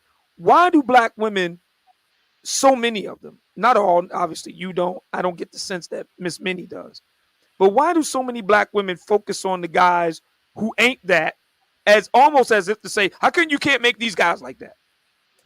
Because the true reality is that they know that they can't get anything better than that. They know that men of the higher socioeconomic classes are going to have higher requirements. Women just instinctively know that. So if she doesn't have the etiquette, she's uncouth, she's uncultured, she's moving poorly, she has a poor disposition, bad behavior, she knows that in order to get with a higher caliber man, she has to start doing better. She has to change. She has to modulate her behavior. She has to transform. And they don't want to do that. They don't want to listen, food is delicious, right? I love food, but I am very, very careful of what I eat. And sometimes I get frustrated that I can't eat what I want to eat. And then working out, who really wants to do that, right? So giving up food, giving up the work, having to work out, and then the stress, the rat race of working and still stuck in survival mode. Who's the man? And then you're angry and frustrated. You have just that around the world girl disposition. What man is likely going to be okay with you being that way, right? If you're comfortable with who you are, you don't want to do the work, you don't want to put in the effort. Who's comfortable? What type of man is going to be accepting of you? It's going to be the men in the lower socioeconomic classes. Men in the lower socioeconomic classes are okay or tolerate overweight and obese women. They tolerate women with bad dispositions, right? So if she doesn't want to change, she's comfortable or she's insecure, she doesn't think that she can really qualify for such men. The only problem she has with these men is she just wants those men to do right, because she doesn't want to get rejected by men, higher caliber men. I think that's what it really comes down to. Ms. Minnie, I would love to hear what you have to say about this, if anything you have to say at all. I mean, what she just said, I mean, can you guys hear me? Yes, go right ahead. Okay, just making sure. That's basically what I'm saying on the women's side, where women do have to change. I think I was talking about it earlier on air today, is there's certain things, if Black women want, to be more desirable to Black men, there are things that we do have to change. And I'm not the crowd favorite when it comes to certain things like that. I actually had a conversation with my mother about certain changes that I think that we need to change. And she was not all for some of my rules that need to happen. But I would like to hear more about that. Yeah, I would like to hear more about, because you did discuss your parents briefly. Yeah. What rules was she just patently against? Well, like, I believe a lot of times women need to not talk as much, like, and my mom's like, wanted to argue with that about the sex thing. I feel like as a woman, if you are in a committed relationship with a man, and that's why I asked this question earlier, and he wants to have sex, don't make him wait 2-3 weeks. That's what 2 or 3 weeks. I said don't. I said don't. Well, hold it. That's what your mom is disagreeing on? She's old school, but she's a different kind of old school. So apparently so. If she's advocating for making your husband wait 2 or 3 weeks, that's insane. Yeah. I mean, but a lot of women use sex as a weapon. If you make me mad on Monday, I'm not going to give you sex on Tuesday. Out.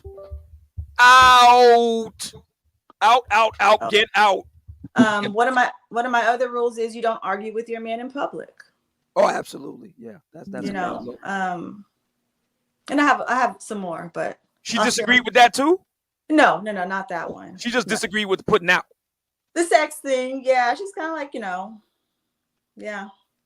She does realize that that's part of the job of a wife. Yeah, and then it kind of got strange because I am talking about my mom, and my dad passed about 3 years ago. But I'm sorry to hear that. I didn't want to get too in depth with her with it because it is kind of strange to talk about my parents. But I believe the things that yeah. Go ahead. Yeah. Let me get Andre Love Crossing Borders. He comes through with a $15 cash app. He writes, Black women worship white men more than Florida Evans on Good Times. Damn. He also comes back with this is a combined cash app. He said that was a $5 cash app. He comes back with another $10 cash app. He said he only needs 4 now. Indeed. Appreciate you, brother. Thank you so much for that. Speaking of Andre Love Crossing Borders, he writes the following on the super chats with a $20 super chat. Appreciate you, brother. He writes, I realized before social media, Black women belittle Black men through talk shows, movies, novels, Black plays, music, and Black men said little. Now Black men are using social media because no media would listen. It's now a gender war. Men, get your passports. What do you say to that, Minnie? Black women have been having their say just about 7 ways to Sunday. Now that brothers are having, their little social media, now it's a full-on gender war. What do you say to that? Yeah, basically. Basically. I mean, you agree with that? I do agree with that. I mean, that's what I've been saying. Like, there is a war. And as Black women, I kind of feel like I said, we need to self-reflect and find out what's really going on. It's just, you guys have been saying things and we have been ignoring you. So I kind of feel like the women who won't adjust, they can't say anything about when Black men talk about they want to go get their passport or they want to go to other races. Like, you can't, if you're not going to change something, you cannot sit up here and get upset. But isn't that the issue though? The women are still upset about that. Black men are going outside of the race. They're leaving the country, this, that, and the third. And Miss Letitia, she's actually been pretty eloquent. I mean, I'm not surprised because she is an eloquent woman and she's obviously very intelligent. But in a lot of ways, I don't know if you realize it, but you actually made the Pookie argument. Essentially, women are not going to deal with a guy who's actually upper class, higher class, or certain social status, because he's going to have standards, conditions, and requirements. That's going to be the middle class to upper class men. So they just essentially go to Pookie. That's why Pookie winds up with 5, 6, 10 baby mamas. That's how that happens. And what they really want is for Pookie to actually do right once he pushes out once they get pregnant and all this other stuff. And Pookie's not going to do right. He never was going to be a great husband. He never was going to be a great father. And then the impotence and the requirement becomes, hey, why don't you, Obsidian, Kevin, you other, gentlemen who actually are doing what you're supposed to do. Why can't y'all get these pookies to do what they're supposed to do? Well, see, that's not our job. The simple answer, Occam's razor, right? The simplest answer is the easiest. Yeah. Basically, leave Pookie alone. That's the easiest solution, right? Just don't mess with Pookie. If that happens, then you know what? Then everybody wins. And then you know what? There's more women available for the upper class men that they're talking about that they want. What's not going to happen is you're not going to dabble down with Pookie and then bring all the problems that you created with him up to the middle class or the upper class men. They're not going to accept that. And what those men are forced to do, if they want a family, now if they don't want a family, they're fine. That's fine. Because what happens is guys get to a point where they're like, and again, I talk to younger men, but I also talk to the older men who probably, I'll go, well, why aren't you married? Well, I tried, it didn't happen. I'm just kind of over it now. And it's unfortunate because we got a lot of black men who aren't married who I know are good men. Those are your guys who are solid middle class. Those are your guys who are even upper class. And they're like, I'm out, man. They're doing it either going to go someplace else or go outside of the race. And that's where the complaints come in. And which brings me to another point. If, when black men actually do go outside of the race, there's a lot of hemming and hawing and a lot of complaining. And then when black women do it, then, there's some level of applause and all this other stuff. Oh, she finally was able to cross over and make that transition. So that's the issue. And when we talk about a gender war, it's just like, Andre, who just put up, he said, look, dudes are not going to sit here and play the game. They're just going to do what makes sense. They're going to remove themselves from an unhappy, disagreeable, and uncooperative and unfortunate situation. That's how men win the war. They don't participate. That's what they're doing. I want to give Miss Minnie a chance to respond. We'll go to Nuruddin. Go right ahead. I don't really have a response to that. I mean, in my position, I'm not sitting up here saying what someone should and shouldn't do. Like I said in the beginning, if men feel like that's the best thing for them to do is to take their money, go overseas and do what they need to do, that's fine. But I'm talking about the American black women that are here. And like I said before, you can't complain if you're not going to change anything. So, do what you got to do. Gotcha. Let me go to Nuruddin. Nuruddin, you're on the air. Obsidian Radio. Go right ahead. Well, Miss Minnie, I'm just answering your question. When a black man actually did take their money and themselves overseas, we had a video of Charles Tyler. He was sitting on a beach along with his friends, and you had a black woman that literally followed them down to Brazil to argue with them. They didn't bother her or anything like that. She came. Actually, the guy Terrell Boxley, he's in the video. He's the cameraman holding the video, saying, "Hey, this is what's going on," and blah blah blah blah blah. He was there. And also, Obsidian, there is a video I just sent you. It's with Denzel Washington. Yeah. He's in the Equalizer 3, and he's at a cafe. Yeah. If you could kindly play it, please. I mean, I just sent it to you. It's right in your inbox. Yeah. And there's a woman. I guess she must be like an Italian sister, and she's actually asking him, "Who cooks for you?" And he says, "Well, I cook for myself." And when she was laughing, it was quite alien to her because men in like Italy don't cook for themselves. They have a woman actually cooking for them. Right. So that's the reason why a lot of these men who are becoming passport bros are seeing how they're being treated overseas rather than them seeing them being treated over here. And they're going over there because they're seeing how they're being treated. They're treating with more respect because the man is the head of the household. That's the reason why a lot of these guys find going overseas attractive, because they see a different disposition from the women that are over there. Unlike here, where they see a disposition where they're fighting you, they want to take your position, they're willing to take your household over, and all sort of good stuff. So men are getting away from that. But if you could pull it up and play it real quick. Yeah, we're going to go to it right now. Dante with the $10 super chat. Appreciate you, brother. He writes, I think it's funny that black women have had free reign to express their grievances for 60 years, but as soon as black men start speaking up, then it became a gender war. Appreciate you, brother. Calm and Collected in the building writes with the $10 super chat. He said, one of Eve's biggest songs is Gangsta Lovin'. The black man has to risk his life and freedom to impress top black women, yet the non-black man just has to be not black, and then it's all sundresses and soft voices. Goes back to that double standard again. Black Dragon in the building with the $5 super chat says, oh man, I just found out about how a white man named Jason Roger Pope infected 600 black women with HIV in 2020. Wow, that's deep. Let's go to this tape. Yeah, let's go to this tape, and we'll go from there. This is Denzel Washington in The Equalizer 3. I do. Okay. I would love to show you the real food of Altamonte. Would you come with me?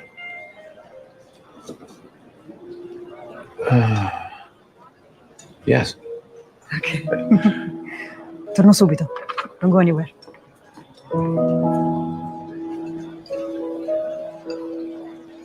And tell me, who cooks for you? I'm sorry? Who cooks for you? Here? No? Home, in America. Who prepares your meals? I do. Okay. I would love to show you the real food of Altamonte. Would you come with me?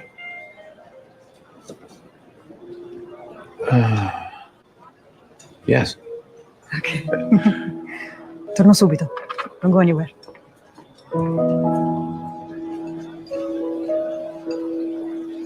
Okay, so this is what Nuruddin sent.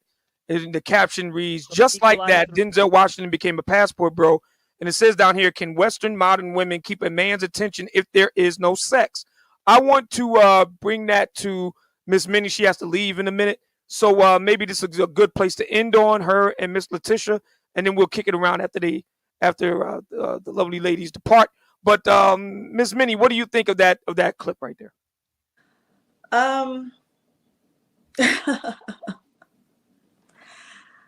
I mean, so I'm gonna go back a little bit. So when we were talking about, you guys are talking about how social media has kind of given the black man a voice, and voicing his opinions, his dislikes, the things that he feels that are not helping him in his progress. So looking at the video, now we're just talking about simply cooking and a woman being able to somewhat cater to just the needs of a man's stomach. My personal opinion on that, and talking to men and asking men, do women still cook? Can they cook? And a lot of men are saying no, they can't. No, they don't. You're talking about in the black community. Yeah, talking about in the black community where it's something that's not done anymore. So in that video with Denzel and that lady, again, culture things do come into place. I know a lot of people from other countries and their culture is just different, but that I'm not giving that excuse for black women dropping the ball on that. I mean, I kind of feel like at this point, black men are not putting up with our stuff. And when black women realize that, like I said before, some things have to change if you still want to have a black woman and have a healthy relationship. So in that video, I mean, that kind of talks about what's happening today, but because black women just are dropping the ball on some things.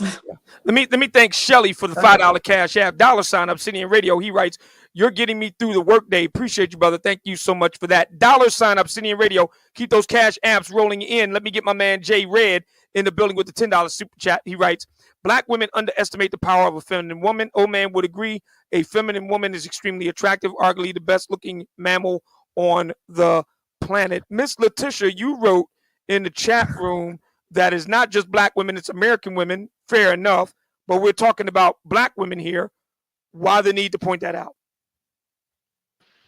Oh no, because I was responding to what Minnie was saying. Is that it was that it's I get that we're talking about black women, but I was just bolstering that this is an American thing that men of all groups are complaining that women don't cook or they don't know how to cook. It's crazy. Well, only reason why I'm emphasizing that, because when I do talk to people and I kind of get the data in my head of what people are telling me, especially black men, I mostly talk to Black men. I'm not really concerned about, honestly, what white men are saying or Mexican men are saying about their women in their complaints. I'm more focused on Black men. Well, I have noticed when these conversations come up, I have noticed Black women will say, well, it's happening with other women too. And what I find is that when the discussion turns to Black men, Black women ain't really interested in what other men are doing. They're interested in what Black men are doing or not doing. But when we talk about what Black women are doing, someone somewhere will say, well, other women are doing it too. I'm wondering why that is.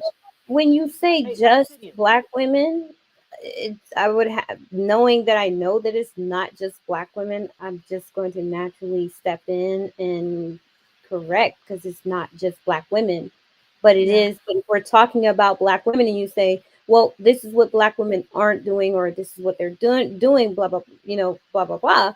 But if you say, well, this is just Black women, or it's only Black women, then it's only natural that someone's going to say, well, no, it's not just us. Yes, but when we're talking about what Black men ain't doing, nobody says all men cheat.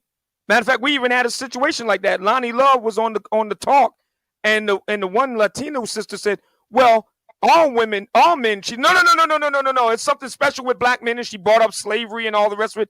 It seems that Black women don't allow for that. They want the focus to stay on Black men. But when we talk about Black women, we got to bring in everybody else into it. I'm just wondering why that is. It's a deflection tactic. It's you can't argue against the point. You can't argue what the person is saying is false, right?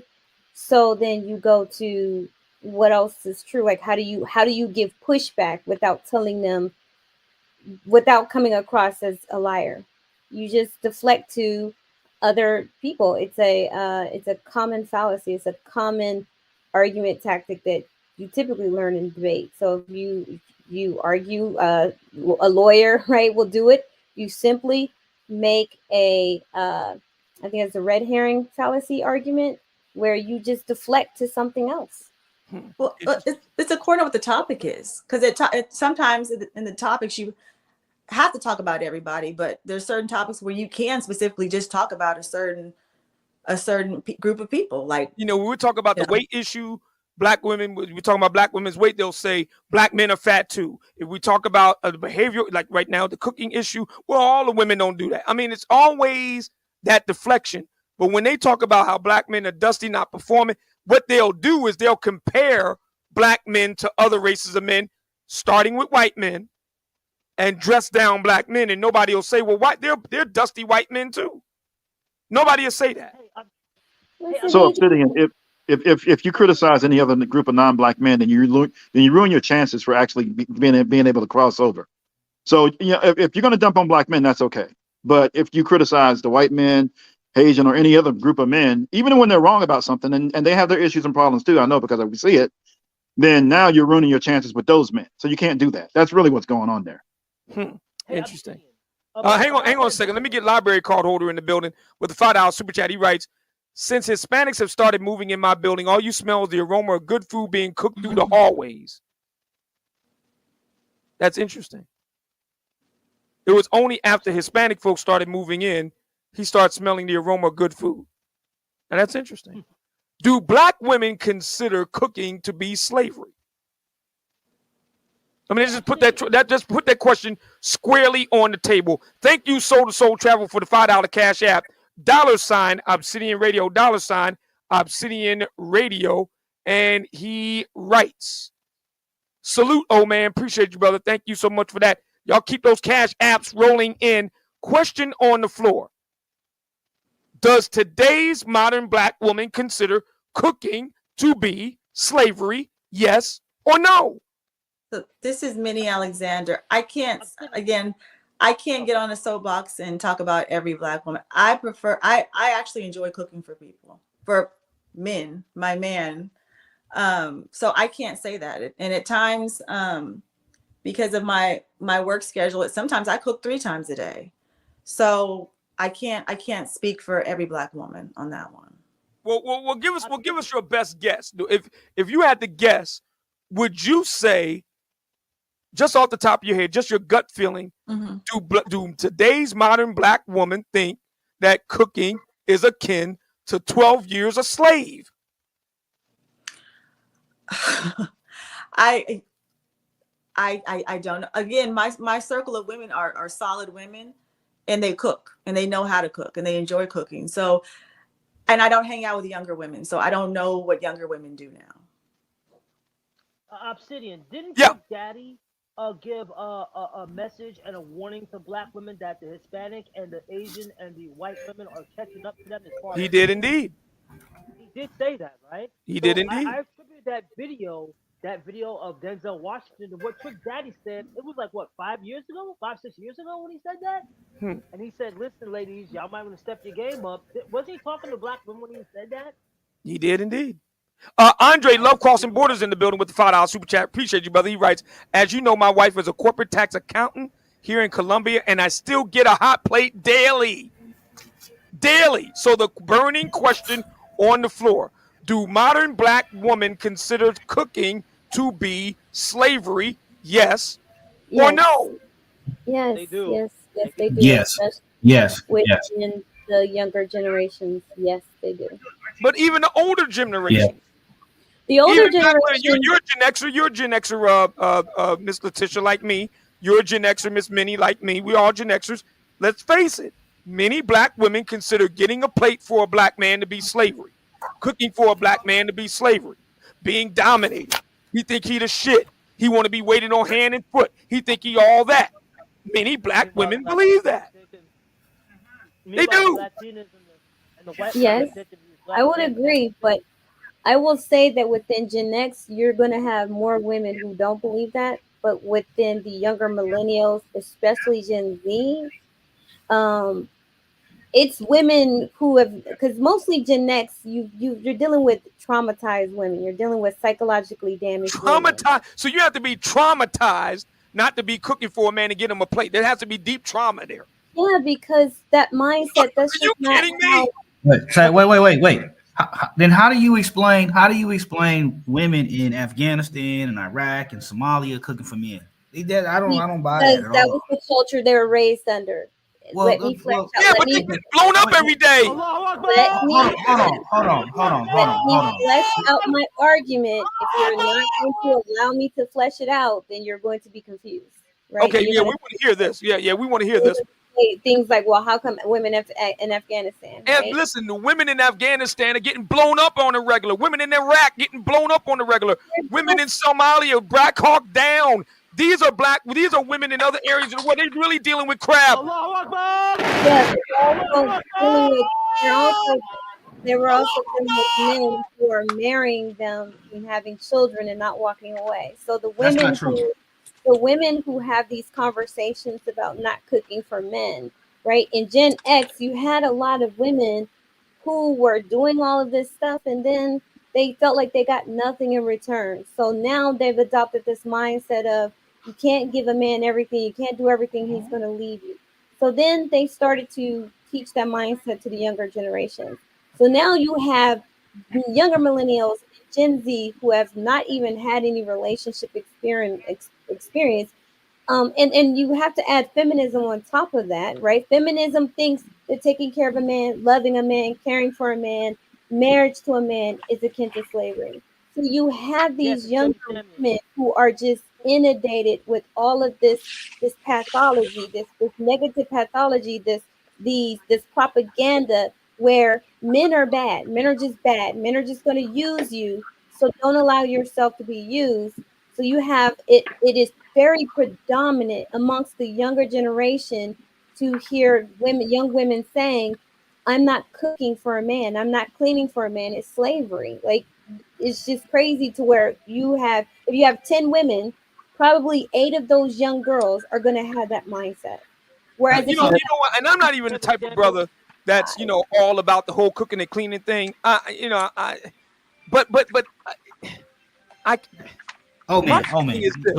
If a woman thinks that just the mere act of getting your man a plate and occasionally cooking something, I'm not about, you got to cook me 3 squills a day. I'm not about that. But goddamn, if I can't get at least a few meals a week, that's slavery. You are seriously saying that is akin to being 12 years a slave, Kunta Kinte, Chicken George, Queen, Roots, and all the rest of it. I don't even know where to go with that.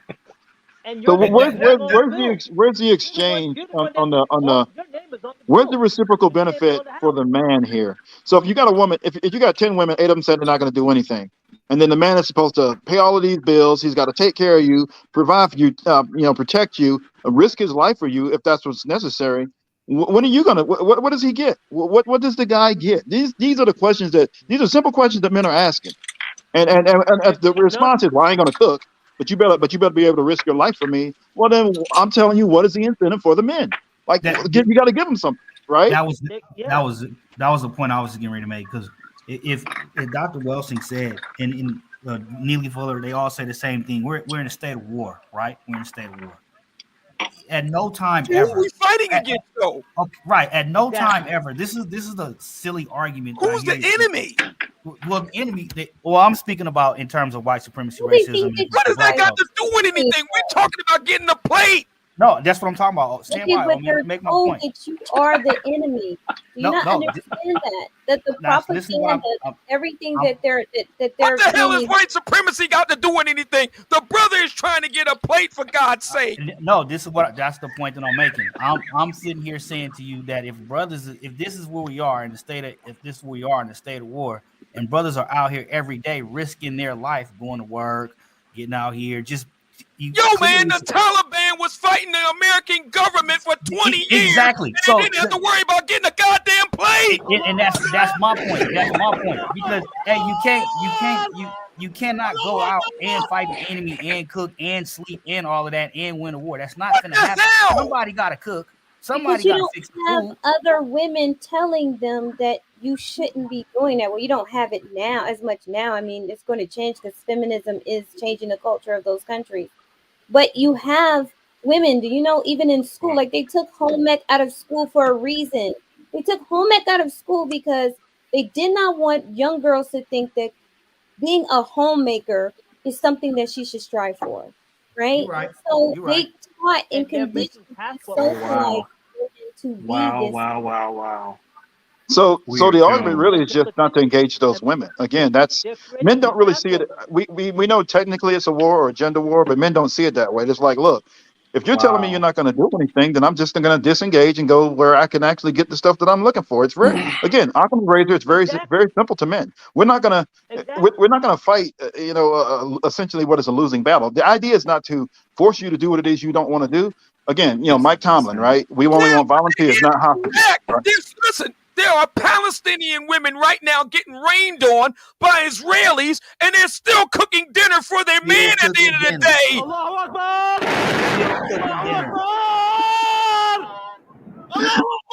I mean, what is this war? Why do we always talk about a war? Every time we talk about black female fuckery, we always got to get a guy talking about we're fighting a war. Who the hell are we fighting? We're not even fighting anybody. Listen, the women over there in Ukraine, they're getting bombed day in and day out by goddamn Russia, and they can still make a man a plate. No, man, that's not what I'm using the analogy. I'm not saying we are. I'm using the analogy. What the hell? I'm using the analogy. And if this is what the elders are saying, that this is the status that we in, John Henry Clark, we all say the same thing. If that's the analogy that they're using, and people have roles. There's a paymasters, there's the cook, there's people got jobs to do. Everybody just not gonna be fighting, everybody ain't gonna be cooking. And I'm sitting here saying if we're a community, somebody gotta feed somebody gotta feed the truth. Yeah, but they're not doing it. Exactly. That's my point. So why would they cook for men if they're not cooking for themselves? Obviously, if there's how do they get so goddamn fat? Right, yeah, exactly. Somebody gotta eat. They're eating You're killing out. me with the sound effects of Cynthia. It's hilarious. But they're door dashing, especially now you have DoorDash, but they're mostly eating out. They're not cooking. They're not cooking healthy meals. They're not on home cooking. They're eating out.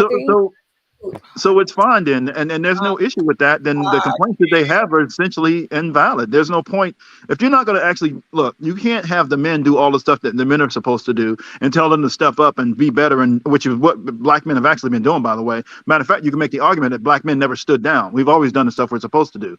That being said, then what are the women going to do to actually meet us on the middle and actually, make the relationship beneficial and reciprocal so that way everybody wins? That's literally all men are asking. It's not a difficult ask. Again, Sir, so I it's doing guess you guys aren't really privy as to how Black women are raised. They're not raised to really care about what you want. So in other words, that has to be taught. That has to be taught. Yeah, it has to be Okay, then taught. I got an answer to that. We don't see that as our problem then. I'm sorry. Go ahead. She has to want to be able to change. That's what I've been saying. The modern Black woman has to want to change because we're not taught to even care or ask you guys any questions or even ask how you guys feel. Okay, so I have a response to that. Go ahead. Whatever you were taught or not taught by your parents is immaterial. Once you become an adult, you can change the outcome, and you can make a decision to be either I'm going to do this and be a part of a community, a constructive, productive community with a wonderful husband and somebody who's going to help me raise my kids as a father and all this other stuff, or I'm just going to be rebellious. And if you're going to choose to be rebellious, then we can't use you. We got nothing for you. But they don't want that. And we don't see that as our problem. So the lack of protection, provisioning, and everything else, and community, and all this building and wealth, and all this stuff that women keep talking about, they're not serious about it. So we have to acknowledge that they're not really serious. Like it's essentially what we don't believe you. We need more people. We need more evidence. We need the evidence of what it is you're talking about, that you want to actually be a participating member of building Wakanda. That's all we're asking. But they don't. Like they're taught and socialized that you aren't necessary unless you're being useful to them, right? If they want to have kids, they can have kids and they can have their kids and you don't have to be there. If they want to have a life of their own and singleness, they can do that. I don't mean listen, I do not, Miss Minnie. Please, Miss Minnie, Miss Letitia, please pardon my outburst, but I just have to say, with all due respect, what is up with the Black man that comes in? We're having a conversation, we're getting somewhere, and he comes out of nowhere with this white supremacy stuff. What the hell? I mean, really? That's their go-to. It's easier to blame everything on the white man, right? Because that's, again, the propaganda, the socialization. We were taught, we were conditioned that if there's a problem in the Black community, it's not us, it's the white man. By the time they get finished with the reversing the conditioning, you'll be dead of starvation. We're trying. What the hell? I would So, actually. I do have a question for the ladies. I'm sorry. Go ahead. When they refuse to do some things like that, then you get passport bros. Then you get brothers dating outside the race. I cannot hear him. You gotta speak up, Nuruddin. I said, and when they refuse to do that, guess what? They get passport bros. They get brothers going overseas. They get the churches empty. They get their communities unprotected. They get no bills paid. They get no rent. They get no snacks. They get nothing.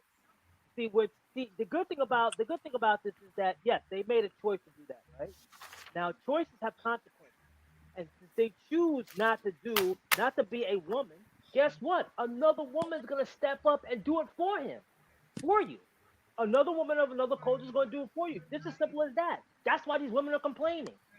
Because other women, even Trick Daddy was trying to warn them, and still they didn't believe it until it's literally happening. That's My why thing, listen, this isn't the fault of the ladies on the panel. This is not the fault of the ladies on the panel. Look. No, it's not. Listen. That simp chip that BGS Idmore talks about, the Winter Soldier, that's a real thing. Because as soon as we start getting somewhere with a question, here comes a Hotep brother talking about white supremacy, Manchurian Candidate, MK Ultra, slavery, white supremacy, the legacy of slavery. What the hell has that got to do with getting a sandwich?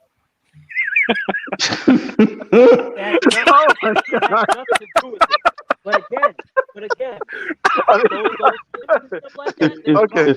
if you don't mind, brother. All right. Obsidian, I'm just gonna bogart my way through here. What's going on, old man?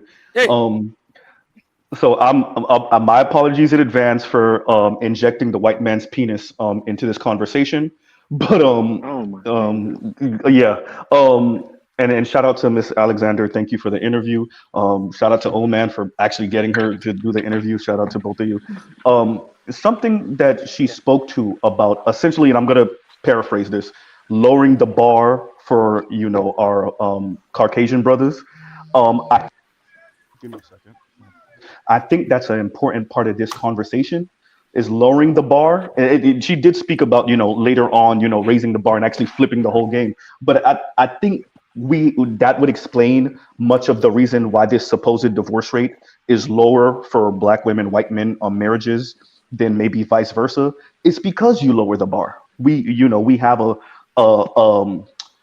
one of our opposition who was married to a white man for years, and she loved to throw him in everyone's faces.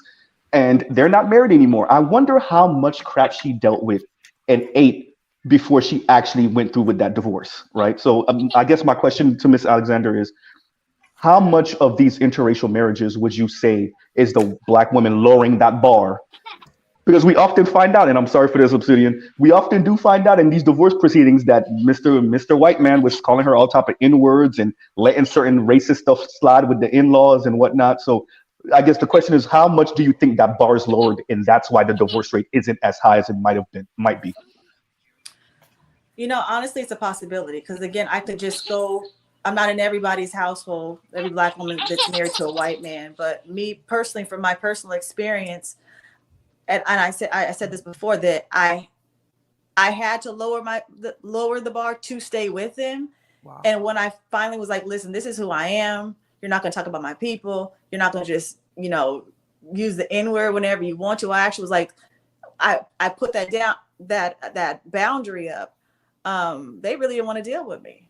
So just from my personal experience, it possibly could be high because of that. I don't know. Yeah. Just again, my experience. Let me thank my man Walt for the $2 cash app. I'd buy that for $1. And he writes, I role play chasing slave masters' wives. Okay. Very good. Keep those cash apps rolling in. $ Obsidian Radio. Miss Minnie, you've been stayed way over time. I want to thank you for your patience. And I know that you have to run. Anything that you want to add in concluding a concluding statement, you get the last word. Sure, thank you. So my book, A White Man's Whore, you can buy it on Amazon. And thank you for having me on the show. I mean, my only closing remarks is when it comes to, again, I can't speak for every Black woman, but I kind of feel like the Black women I'm speaking to, they can see that there is something is a changing. And if they don't change, I mean, they're going to sit there and be lonely and blaming other people instead of realizing that things need to be changed with themselves. So that's kind of what I'm the path that I'm on, and changing myself as a Black woman, because like the other lady on the panel, we weren't raised to cater to our men. We weren't raised to listen, to ask questions, and to know when to talk and when not to talk. So for me, this journey that I'm on, I want to be a better woman and a better Black woman to Black men, even if it's not a romantic relationship, just being more kind and more understanding. And for the Passport Brothers, if you can go over there to wherever country and find love and be happy, that's what life's all about. To be having your environment where you have peace and where you have love, and do your thing. I wanted to talk to you about love, and there's so much. I haven't even gotten through half the questions I have. And continue this to be continued.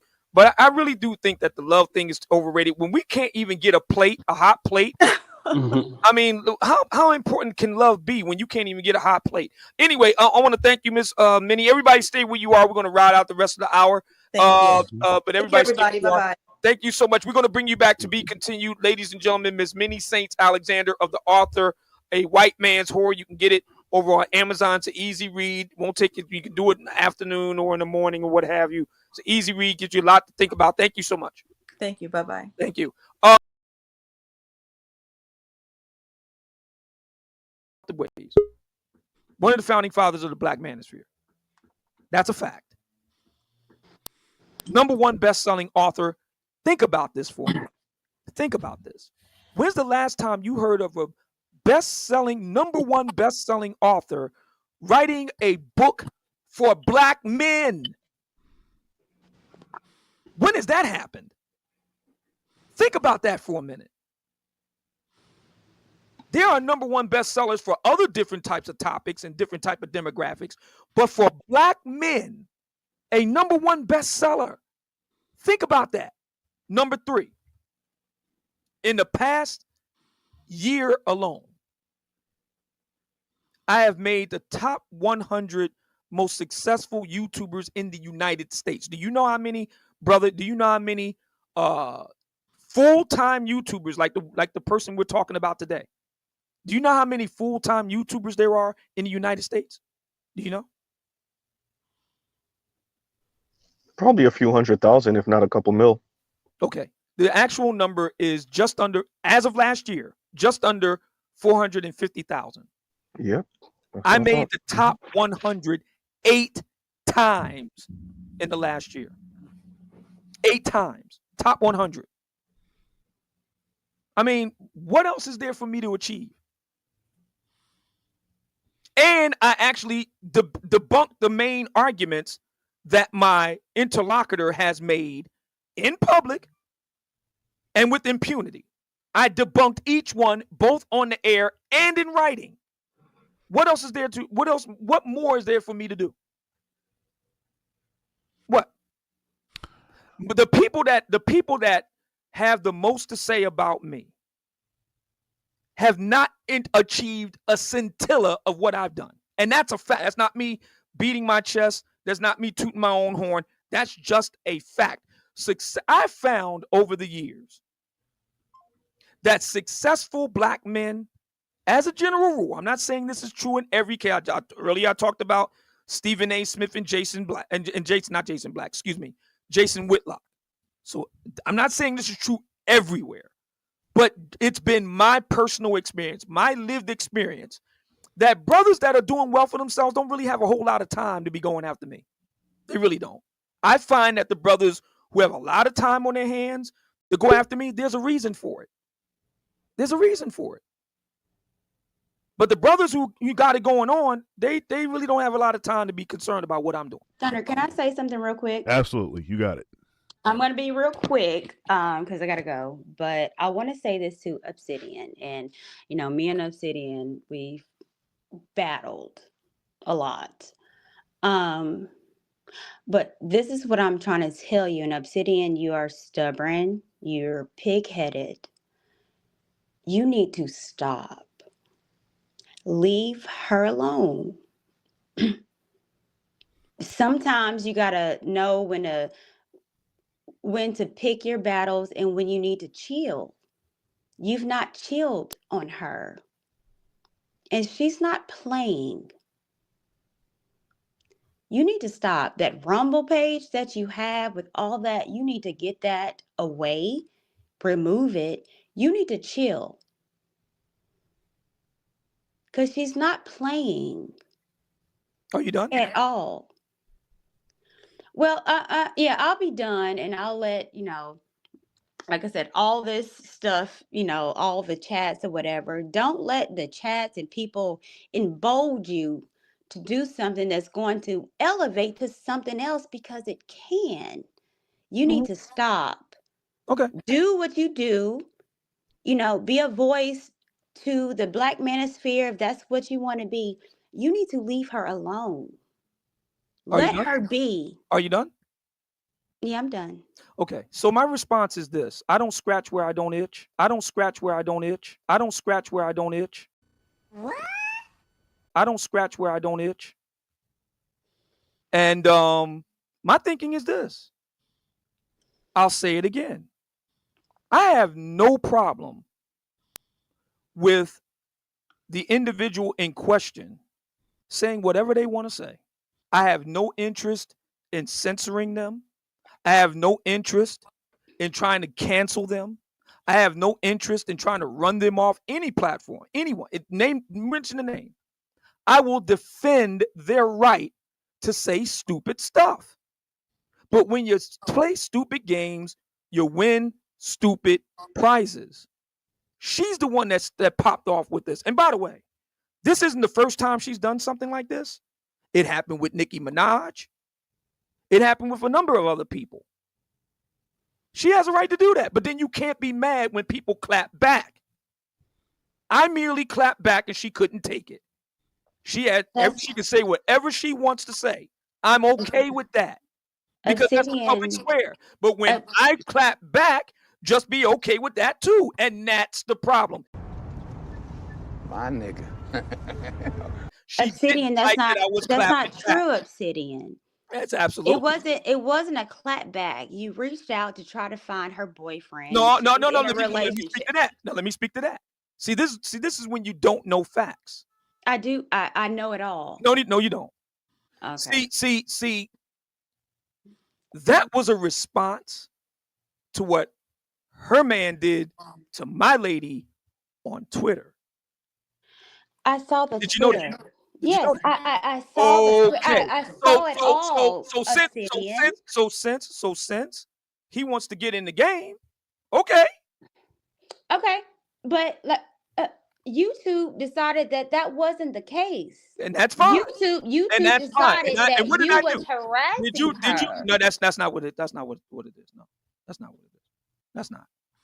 No, that is not. YouTube decided with her and not you.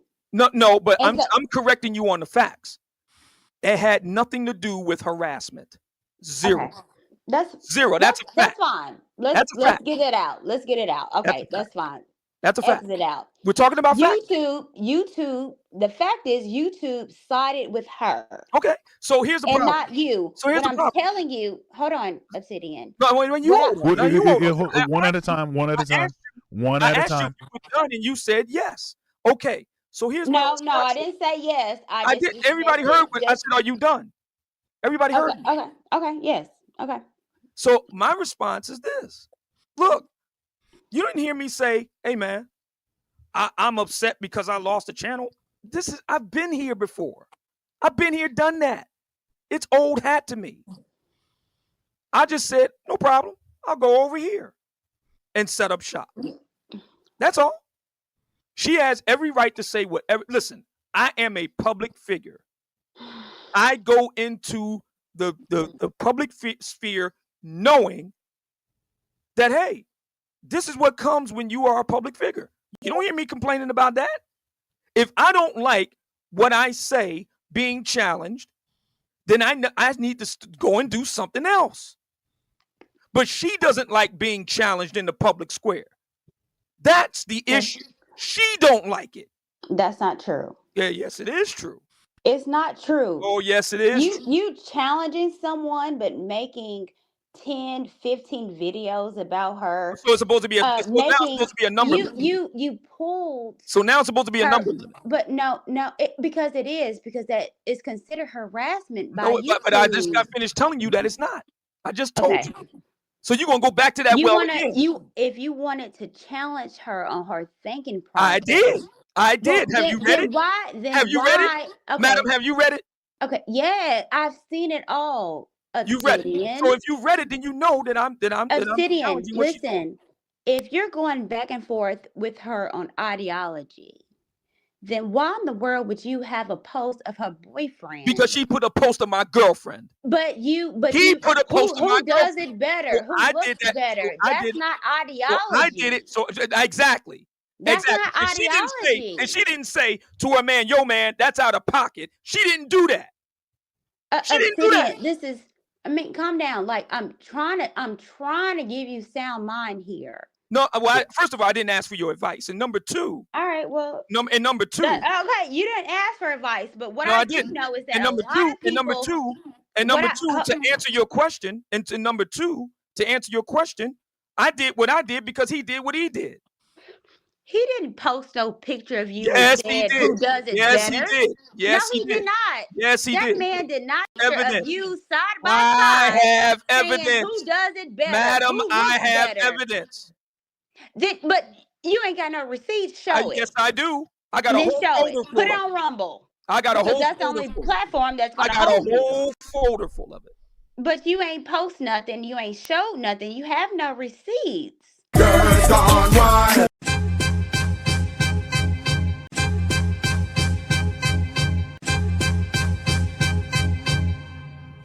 Man, fuck